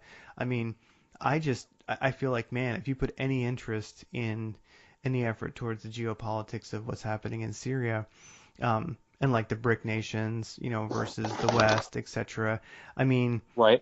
Syria's, it's revving up to be, I've never actually, even during the Bush years, was I ever really worried, but when it comes to the whole Syria situation, it's the first time I've ever actually, been worried, where I go, the country to a great extent is run by, it just makes me think, kind of idiots who are puppets. They're owned. I mean, I don't know. I could go on a lot. You mean our country? Our country, yeah. You start thinking, like, yeah, what is going on? Who really runs the show around here? Because, like, I really can't. I'm not saying I like Putin. I wouldn't want him to be president, that's for sure. But I look at it and I go, well, I mean, you got the West, which includes Europe and the U.S. I guess you could say Australia, etc. We invaded Iraq, we have Afghanistan, and now we want to go after, Syria for different, geopolitical reasons, mostly around petroleum, mostly around oil, and so everybody is. So it was just the West for a while, and we're saying, well, we're gonna, basically take those countries that we want, that have resources that we want, and we just did it, and we did it under the, guise of propaganda and such. Oh, so and so is bad, so let's bomb the fuck out of his country and kill, hundreds of thousands of people because this guy is mean.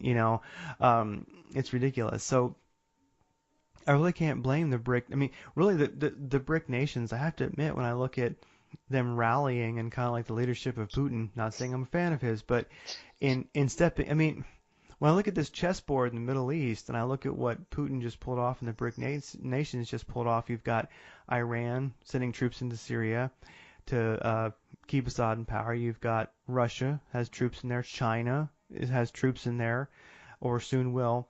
And the BRIC nations are putting a stop to really Western aggression when it comes down to it in the Middle East. And it's the first time I've ever actually been worried, because I'm like, hey, America's about to, for the first time since, the Bush years, when we really started invading countries in the Middle East, this is the first hard stop we've ever faced, real humiliation. And the BRIC nations are just saying, hey, look, we're a player in the world economy, and we want to buy our oil from Syria, from Iran. It's like the Middle East is really this horrifying chessboard, So I see it as kind of a lion pouncing moment where I go, man, is America going to take a step back and go, okay, we lost that country, we lost this propaganda war, or are we going to sometime are we going to lose gracefully, or is something bad going to happen? And it's for the first time I've ever actually been like for real, worried on that one, because what happens?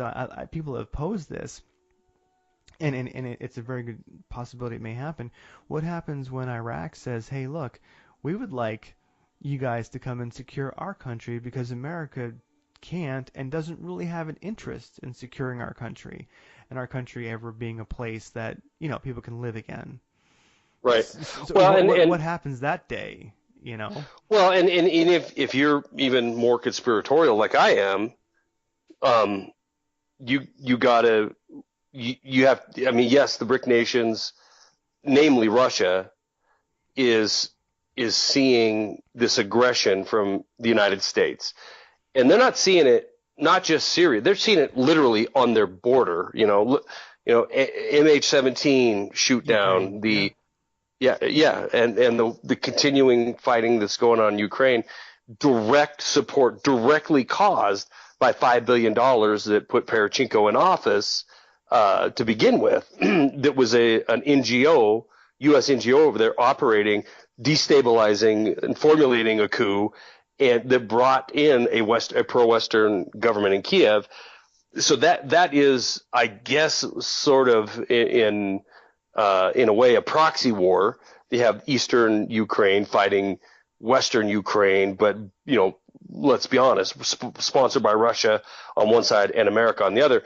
Yeah. But a direct threat, an absolutely direct threat to Russia. It's on their border. It would be like Russia trying to get Mexico right directly on our border. So no question that has to be perceived by Russia as a threat. And then you have the Middle East, which, if you look at it from a perspective of we created Al-Qaeda, we created ISIS, we created the Arab Spring through financial terrorist tactics and totally destabilized that region. Craig, we've been fighting there since you and I were in the military. And the last time I stepped foot out of the Middle East was in 1991. So, that's a long time ago. And if we look at that destabilization coupled with the fact that I believe the expansion of China is arguably the largest economy in the world, and the resurgence of Russia, I think there's a notion that they are looking at a paper tiger in the West, an overextended, overspent paper tiger that has still massive influence with Europe and the United States, but that influence is waning. The appetite, I think they believe, rightfully so, that the appetite of the people of these countries isn't for more war, more bloodshed. We've had over a decade and a half of non-stop combat. Again, my son has never known a nation at peace. It should scare you, because now we're seeing, MiG fighters visibly in range of U.S. air fighters in the same airspace, and it very easily could turn from something that was, arguably a proxy war in Ukraine to a straight up East versus West engagement in Syria. I think that as far as the agenda in the West is concerned, Syria is about 3 years past due. You know, they've been talking about Hillary Clinton. We saw we died with Muammar Gaddafi at the tail of the so-called Arab Spring. Assad was supposed to be next, or prior, or right in that ballpark. Assad, it was supposed to be gone by now. Now, the support that he gets from Russia and Iran is not, that's not a secret. It is what has kept him in power this entire time. You know, because you can be rest assured that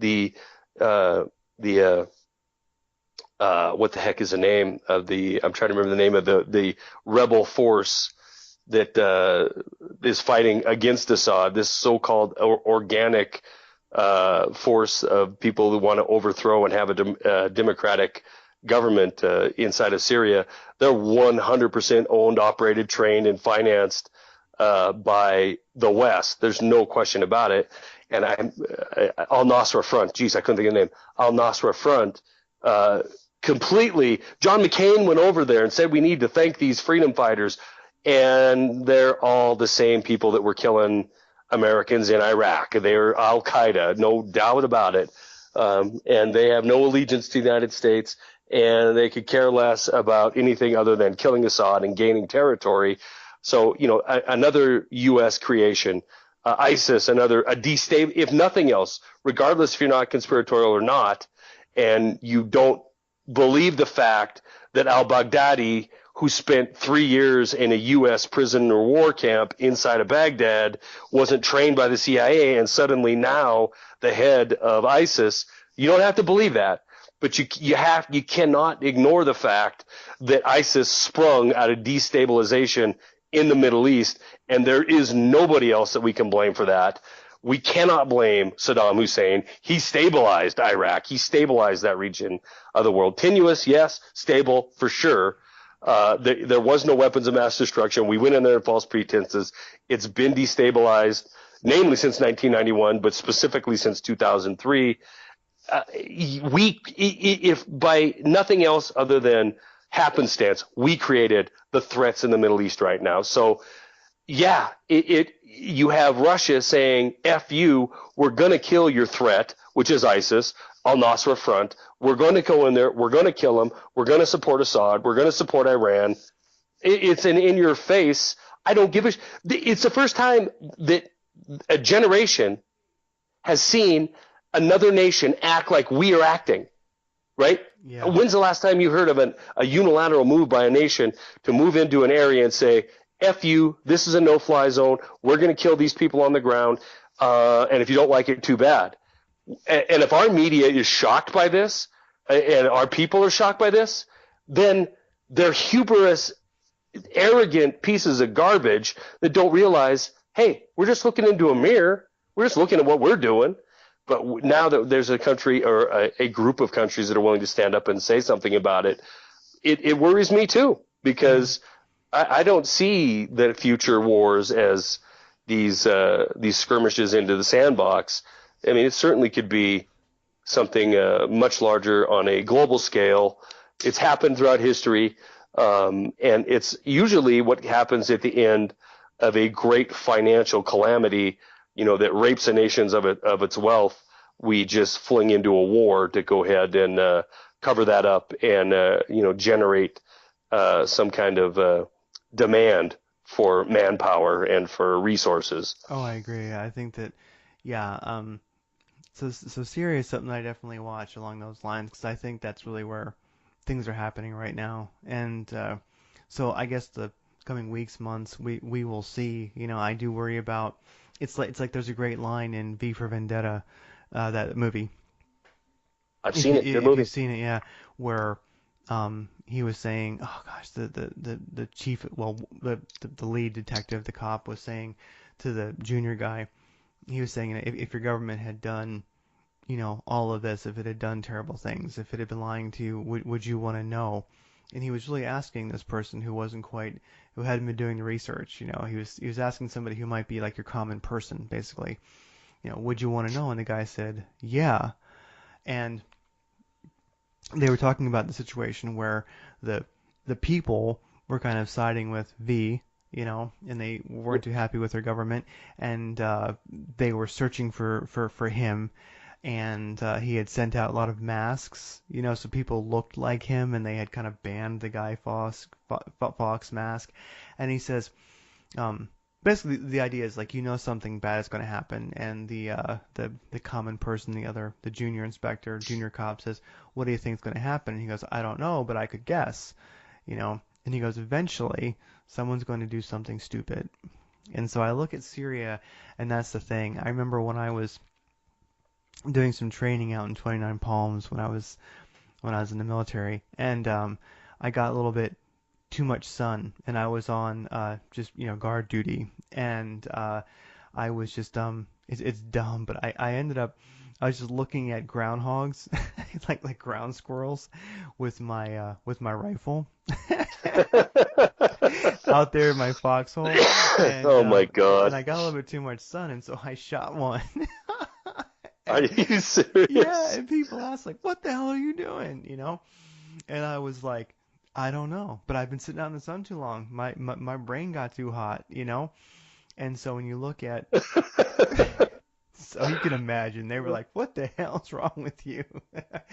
You had to get. Did you get in trouble for that? Oh, I got in trouble for that. Yeah. Well, basically, luckily, they figured that, Simpson is ignorant, but he's not that stupid. And they figured, okay, so you got too much sun on your grape. You're not. So they took me to medical, and I was dehydrated, and they gave me an IV, and and I pretty much got kind of forgiven for that one, But that's the thing when you're dealing with two countries, and you got Russia saying this is a no-fly zone, etc. And you have all this armor looking at one another, mistakes. Just mistakes alone happen, Yes. And so I mean, the way I look at it is there's a certain desperation that I see right now to get American people to believe. Like, I'm not saying Assad is a nice guy, but he's not who he's been painted, and I look at a certain desperation in our media. Like, for instance,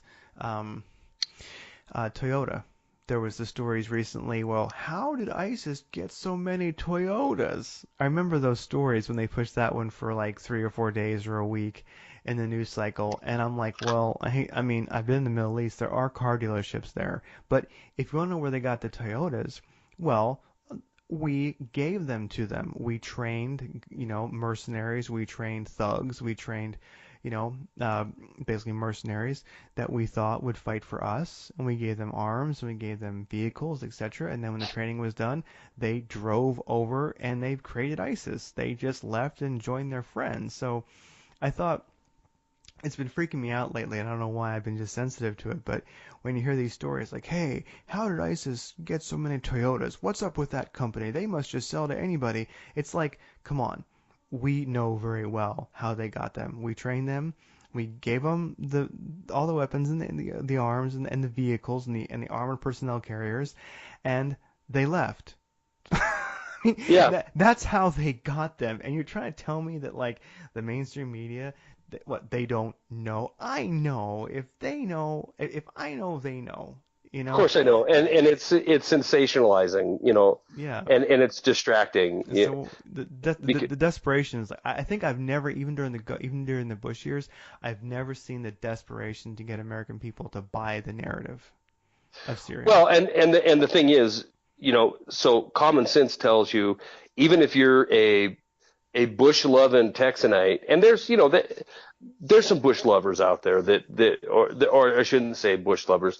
There is some nationalists out there, and I've been saying since Obama was elected, the next go around is going to be nationalism. That is going to be the drive, the meat. That's going to be the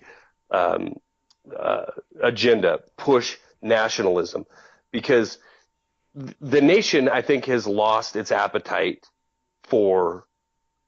Is losing their appetite for war. They're becoming desensitized to it, but they're also sick of Afghanistan. they're sick of Iraq. They're sick of the Middle East. They're sick of hearing, about how long these things are going on.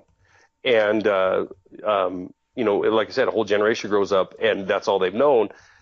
It will take some kind of cataclysm in order to rejuvenize the will to fight, the will to make war in this country.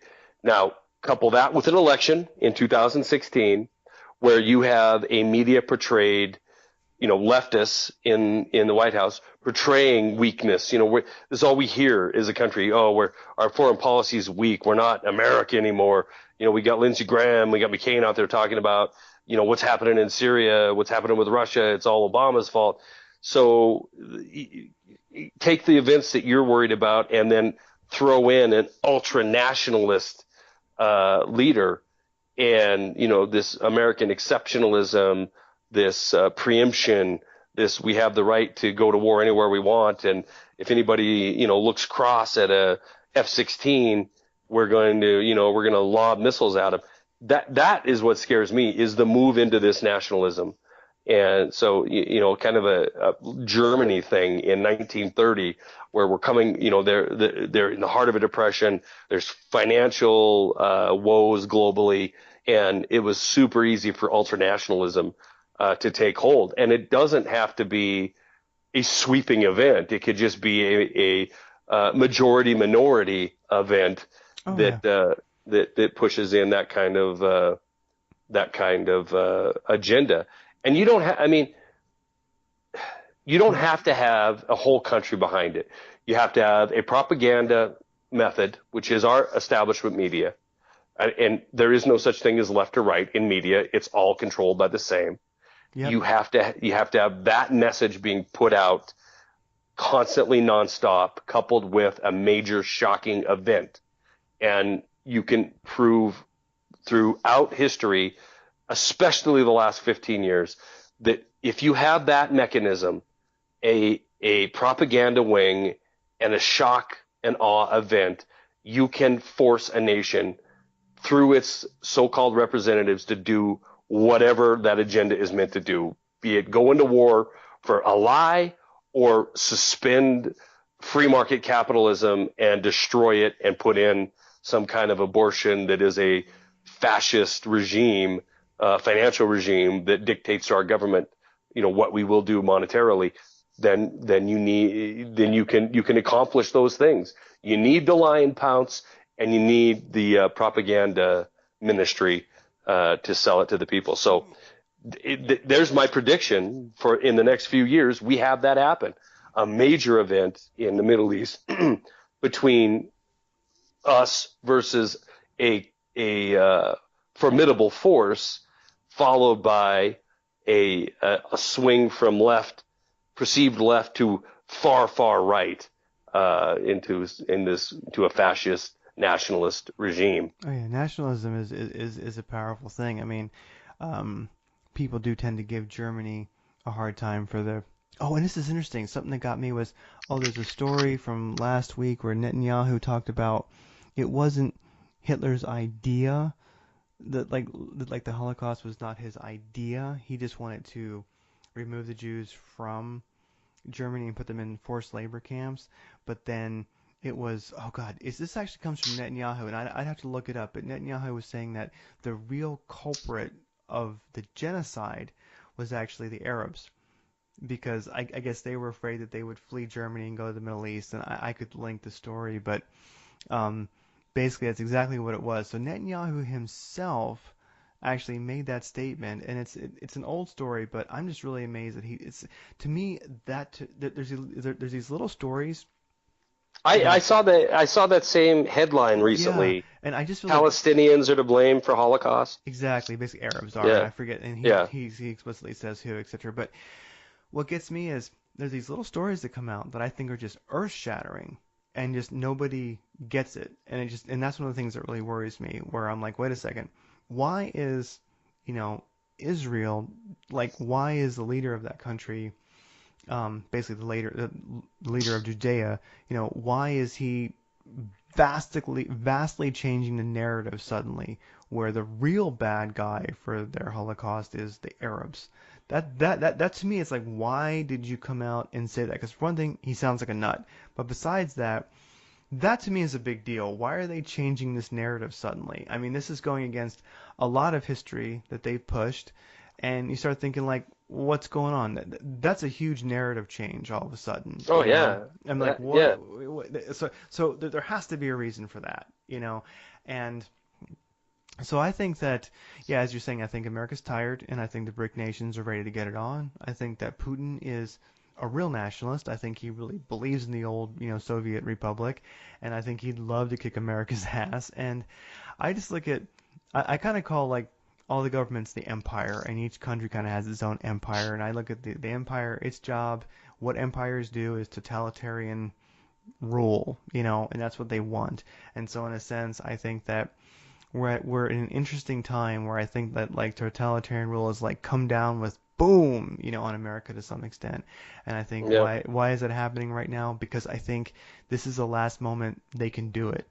Because there's an interesting thing, like the first republic in America was in 1751, right through the Cumberland Gap. Some settlers went that way, and they kind of hung out with the Shawnee tribe, I think it was, and etc. So because the crown was saying, hey, you know, don't go west very far, but settlers were just going west because if you went too far west, well, you were just in the open country. You weren't really part of, the crown's territory anymore. So the first republic was in 1751, and I forget what happened to it, but there was a republic in this country before America by, European settlers. So I look at it, you know, I don't know. I think that like the totalitarian hammer is kind of coming down because that's just what empires do, and I think it's coming down right now because they're running out of steam. I think it's just running out of time. I mean, that's just my take on it. I think the dollar is running out of supremacy. People aren't buying the stories so well. I mean, I know I'm kind of unsettled because I'm like, I'm sure people who are really watching the mainstream probably believe the serious stuff, but I'm like, wait a second, I don't think many American people really, care that much past their local sports teams, much less having World War III. I'm like, I think that, the elite are out of touch. Such is how I see it. I think we're in the I think it's kind of an exciting time because I think it's the last moment that this can be pulled off. I mean, like nationalism, like you were saying, in World War II, like I started saying, we, because I'm getting tired, but like we give Germany a hard time for the Holocaust, which was bad, and you have Netanyahu changing gears on what really happened and who perpetrated it. But people forget that America had internment camps. We had the Japanese, thrown into those, and if they were getting gassed, would Americans have really put up that much of a fight? Would anybody have said anything? I doubt it. And so in a sense that nationalist fervor, when people feel threatened, yeah, I mean, it's a scary thing. So I just look at like the empire as trying, it's one of those things where when you push somebody who's cowardly, that's about the only time that sometimes they'll do something that has a bit of courage to it. That Yeah. like, and I just think like we're kind of pushing a big bully who's really cowardly, and we're pushing him right to the edge where he's going to have to back down or he's going to like become, actually maybe find some rage, some courage, some testosterone, and actually, fight back. So I don't know, when you push a bad person into a corner, when you push a criminal into a corner, it's different than when you just push. If you just happen to look at a civilian who's a decent human being and you push them into a corner, they may, fight to get away. But when you push somebody who's a bad person in the first place into that corner, a really hardened criminal, now you have a whole new element. And so I don't know, we are, and I'm kind of babbling in circles a little bit, but it is an interesting time. I don't think we have that many years or months or weeks before we see, I think the direction a lot of this stuff is going to start to resolve. No, I don't disagree with you. I guess I hate predictions, but my best estimate would be that that 2016 is going to be we're on track for another major event, and it absolutely is going to be a culmination of our nation invasion. I was going to say nation building, but we're really not. But it's going to be a combination of our conquest and global financial decay. Yeah. The decay that's happening. I know that Dow's pushing 18,000 again and all that crap, but it is all crap. It is. You have, the largest nation on the planet who is their economy is crumbling, beneath them, and they desperately need a war to keep 1.5 billion people doing something so they don't lose power.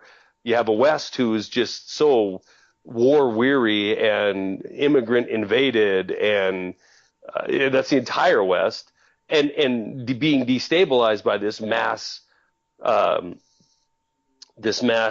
exodus of one region of the world to another, caused by their own aggression, the West's own aggression into these regions where people are fleeing from. So the world is very much on a powder keg, and you're right. Most people, I was going to say in America, but Canada's kind of the same way. I was just up there, and really, when I sat around with a group of guys that were in business guys, their conversations were, I felt, not that informed when it come to geopolitical events, which hasn't been my experience with Canadians. They usually seem to be more in the know. But there's a lot of turmoil up there because of their new prime minister, and that's beside the point. But the notion that very shocking times are in our near future, I would have to agree with you on that, Craig. Hey, we're like 2.5 hours into this, and just hitting 2, so it's probably a good time to call it quits. Do you have a gun of the week you wanted to that you're? Actually, I was thinking, an odd thing that I saw was a Ruger Mark II. We all know that we all know that 22 pistol. Yep.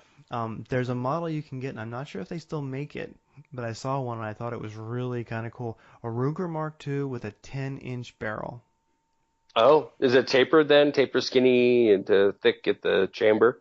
It just looked like a regular Ruger Mark II with like a 4 or 6-inch barrel, but this thing was 10. So what exactly you would do with that, I don't know.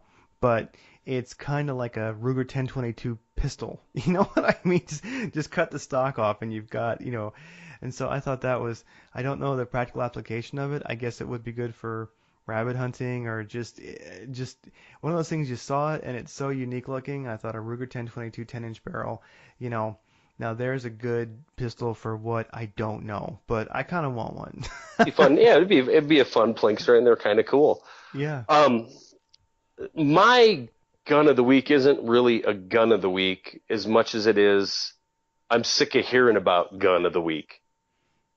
And honestly, I don't know how this is going to go over with you or anybody listening, but I was in Edmonton Airport at one of the, I think they're Hudson newsstands, and they're in like every major airport. And they sell books and magazines, and they have just everything you can think of magazine-wise. And I like them because you can find shooting magazines of every flavor and stripe, right? Oh, yeah. The bug out magazines to the tactical guy magazine to the outdoor mag. There was at least 15 publications on that rack, and every single one of them had an AR-15 platform on their cover with some new grip, some new front end, some new upper, some new lower, some new buttstock, and I was just overwhelmed. I looked at it and I'm like, okay, how, we're talking about a 50-year-old platform that has been pimped every direction imaginable. And I've just thought to myself, I own AR-15s. I know you do too. I love them. I love mine. But I'm just over it. I'm over seeing the new, greatest, latest thing that I have to attach to it, or the newest, greatest, latest, composite, metal composite that I have to have my full length handguard made out of, or the newest, greatest, latest bipod attachment. And I'm just over it. I'm over AR-15s right now. I'm in that place. I'm into Tika T3s, but AR-15s went. So my AR-15, as it occasionally does, went to the back of the gun safe, and now I'm mad at it. I'm mad at the over pimping of AR accessories. It's time for a new. In AKs it's virtually the same. I mean, it's just there's only so much that you could do, modify, add on, triggers, barrels, sights. I'm just excited for a new intermediate cartridge battle rifle to come onto the scene. Oh, I can see what you mean. I remember when we were in the military, which was a little while ago, it was just the M16, and I didn't have any fancy optics, etc. And it kind of, when I was in the military, it felt like an old rifle. That's kind of how we saw it when I was in the military, was an old rifle. The M16 was old. It was Vietnam era. And it still had the carry handle. It still had, when we first went in, we were using the original M16. Yep. So it didn't even, I think the ones we had in basic, they didn't even have the rib foregrip on it. It was just the plastic, tapered. So anyway, I know what you're talking about for sure. Yeah. So it's a good point. Like has the AR-15, has it actually become, and nobody's noticed, the 1911? Yes. It has. It's like we're all still like, it's so glamorous and there's so many companies making money selling accessories, etc. But you're just pimping a 1911. That's exactly what it is. And they're, I don't know, speaking personally, there's just nothing else you can do to it. It's still a 1911. It's still an AR-15, and there's nothing wrong with that. 1911s are great guns, and AR-15s are great guns. But how many freaking magazines can you sell by plastering any kind of AR platform on the front of it? And when is that going to run dry? It don't matter. I mean, you can put a mutant on there. You can put an AR-10 on there for a while. You can put, something with a chromium bolt. It's just still an AR-15. I don't even like bullpups, but I would like to see, more bullpups plastered on, something new. But it isn't. It's safe. It sells. It is, tried, true, tested AR-15, and so we're gonna polish the turd a different way and sell some magazines or sell some accessories to go with it. Oh, exactly. It's proven like a 1911, but a 1911 being proven doesn't mean that it's really cutting edge. It's not cutting edge. It's proven. Yes, you can hammer nails with it all day and then fight with it that night, but it's not my preference, as cool as it is. And so it's true with the AR-15. It's like it's getting a little, so like the AR-15 is getting a little 1911-y. I think that's pretty accurate. It's Jeff Rintz sent me an email asking me. He saw a video I did a long time ago on the SLR 106, which is my Arsenal AK in 5.56, and he was debating getting one or a Mini 14, and I thought about it for a while before I answered him, and I'm like, well, why not an AR? And then I stopped thinking, like, well, okay, there is no difference. There's no difference. Go with the Mini 14 because not everybody and their brother has one. It'll do exactly what your AR-15 or your AK-47 chambered in 5.56. It'll do the exact same thing. It's no worse. It's no better. But you can get a 30-round mag for it. It's semi-automatic. It's a tried and true operating system with that type of bolt, which was on an M1, which is on an M14, and now it was downsized to a Mini 14. It's very reliable, very tried and true. I don't like it, but it's going to work. And then my final point in the answer to him was what you had said to me once about how you like the smaller mags because it doesn't necessarily, like for an AK, you can use a 10-round mag because it doesn't necessarily look like you're going out there and showing the world. Yeah. yeah, you're going out there showing, hey, I got this assault rifle. It looks more like a rifle, a hunting rifle or whatever. Yeah. And a mini 14, it's still wood in a lot of cases, it's still wood stock, and it just looks more rifle-y than it does assault rifle-y. And at least it's something different, even though it's not that different. It's been around a long time. It just isn't on the cover of every magazine. The last time the Mini 14 was really cool was when Mr. T had a chrome-plated one in the A team. Oh, that's funny. Yeah, that'd be a cool rifle. I guess Yeah. the only other like gun I was thinking about this week was along the same lines you're talking about. Wasn't really a gun, but was just an idea. Was There's actually two of them. One you made me think is uh, check out like if you go to like the gun mag section, people like check out the prepper mags. Those are kind of new in our history. And those didn't exist a couple years ago. And now Yeah. there's several bug out, prepper, I survival, blah blah know. blah. You turned me And on to them. and Yeah. and like they're kind of goofy, but let's face it. I mean, if you got some extra change, they're really fun. I mean, magazines to me are just they're entertainment. They're fun with Right. some knowledge in them. A good way to keep up on what's new out there, like Hey, you're right. They're going to take place. So tired, boring, and old is, in my opinion, is the tactical magazines, yeah, right? Outdoor Life isn't going anywhere because it offers you something other than just an AR-15 or an AK platform week after week after week after week. Maybe you get once in a while you get a review on a cool pistol, a cool knife, whatever, but it's the same crap over and over and over and over again.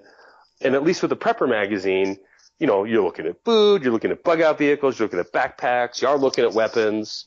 Yeah, you look at communication, you're looking at, food storage. Yeah, I think you're right. water collectors, Yeah. solar, passive solar. It's almost like the modern day like individual who wants to. It's almost like the environmentalist who wanted a green home is now reading those magazines because along with their kind of earth home, they want to be like ready when shit hits the fan because they've always thought it was going to. So Yeah. it's almost like the prepper magazines are almost like the natural evolution of like the hippie, like they're not buying like Mother Jones anymore. They're buying like Recoil and like Yeah. and Prepared and things like that. So those magazines are a lot of fun, and if a person wants to keep up on what new stuff is out there as far as durable food and you name it, they're fun magazines, definitely. So that's one thing I was thinking about. Those things, if you're at the store, check them out. They're a lot of fun. And then other than that was because the Pacific Northwest and other ideas out here, I was pondering this. I'm not saying I'm going to do it, but I was pondering is putting a red dot. So on the hunting rifle, putting a red dot on a 45 at a 45-degree angle, kind of like you would do on like an AR or an AK, fighting rifle. You'd have your scoped and have like either have like you have your scoped and have like your red dot on the angle or vice versa. Sure. I was thinking like on the hunting rifle here, where 100 yards would be a long shot. You start thinking like, well, do I really want to bother getting sighted in with my scope if I can just tilt the rifle at a 45 and use a red dot if you're within 100 yards? If it was at 100 or if it was closer in. Well, 100 or closer, 50. I mean, 100 yards maybe you'd use the scope if you have time. It's better. You can zoom right in and everything. But here, like when you're hunting clear cuts, you might have something like literally walk, like start scraping on your damn blind or what I mean. Right. It might be really close and it might Or be quick, rather, it's something like even a moving target at close range. even a moving Like targets. yeah. Like, one thing that I was thinking about is, I mean, I literally may have, somebody. It's like sometimes you're looking out there, and you're glassing, you're looking around, and all of a sudden, it's probably happened to anybody who's hunted to any extent. All of a sudden a buck walks out or an elk walks out, like 15 yards from you. Just oh shit, you know what I mean? Like there it Yeah. is. And I'm thinking like, well, at that moment, I can click my safety off nice and quiet, and if I could just pull up to a 45-degree angle, I mean, it's right in front of me, a red dot might be better. And I'm thinking this is more of a Pacific Northwest thing. I don't know if I would do this other places in the country, but here, the possibility of having, all of a sudden having some almost sitting in my lap 10 yards away, 40, 50 yards away that I didn't expect. And, as you know, everything makes noise. Even clicking off safety makes noise. And maybe being able just to bring the rifle up quickly when the elk, well, when like the deer's head is, when there's like a tree between you or he's feeding and not looking. I don't know. I've actually been thinking maybe a hunting rifle with with a red dot at a 45 might be something relevant in the Pacific Northwest, especially where you're kind of jungle hunting. Yeah, I don't disagree with that. I think that a couple things. One, your red dot, your 1X red dot, probably, this isn't in every case, but it has been my experience that I have one of my Vortex is a 1-4, so it's a 1X, but when it's on 1X, it's never as true and crisp as an image or whatever, as a view, as it is on a 1X reflex sight or red dot. And I don't know if that's because of the shape of the optic, the glass, because it functions as a 1X as well as a 4X, but so it's not as clear. In a lot of cases, like your Vortex, you have the red dot in that scope, but there's no question that if you train and use a red dot, strictly red dot that's left on, you are going to be a lot more proficient with that at close range than I think you could be with adjusting from 4-1 or whatever with your regular scope. So in some ways, it would, let's say you're 308, it would make sense for you to get a decent, even a fixed magnification, a fixed 4-power or 6-power scope, and then have the red dot on there for up close, because you're probably not going to need, a 12x or 18x magnification. Never. I mean, I was going to say in Seattle or in Washington, but even here, even I don't need an 18-power scope, which I happen to have one on that Tika, but I don't need that to shoot 600 yards. You just don't. I mean, I question the functionality of those super high magnification scopes in the first place. And I don't know. I've never spent $1,000 for a scope, or and you can spend $5,000. I don't know what the dollar threshold is to get a good, crisp, clear, bright image at a 15 or 16x magnification. I've got a $300, $400 6.5 to 18 Vortex. I love the thing right up to 12 power. After 12 power, I don't even bother, because it's just, it has to be the absolute perfect lighting conditions to get a good picture out of it. But so anyway, to your point, on your Ruger American, it isn't going to add any weight. I think it'd be kind of cool. I think it's something that I haven't seen anybody do. I'm sure somebody does it somewhere, but I was thinking, so you have your regular scope for what how you'd usually shoot your hunting rifle, but if something appears close, I think you're going to get and maybe time is of the essence. You could pull just click it off safe, get your rifle up, 45-degree angle, use your red dot, boom. It might be the difference. It's my thought. I think if nothing else, it would look cool. It would look badass, and that's Or hey, wait a minute. What about the guy who has your Ruger American because he listened to our program 2 shows ago or whatever, where we talked about that's probably a better choice for your all around, if you don't have the money for your all around weapon. So that suddenly is your home defense weapon. Guess what? That red dot's going to be really handy if you're having to use it in a home defense, close quarter type of situation. I should be doing that to the Duma rifle right now. Yeah, actually, so that might be a good project. It's like, people, send us your pics of your hunting rifle with your red dot at a 45. Hey, we're gonna start a trend. It gives me something to you remember the Duma rifle, the cut down 308 American with aggressive flash or muzzle brake on, full Picatinny rail. That is what's going to happen. I have to do that now, Craig. That's what I'm going to do. All right. I have a red dot floating around. It's going on the side of it. That's awesome. So that we can talk about that next time.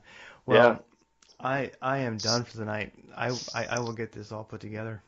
All right, man. I will talk to you when I talk to you. Thanks for staying up late. It's 11th, so 10:30 there. Was it 2 hour, two and a quarter hour? I think just at 2. All right, buddy. I'll talk to you later. Talk to you later. Bye. Bye.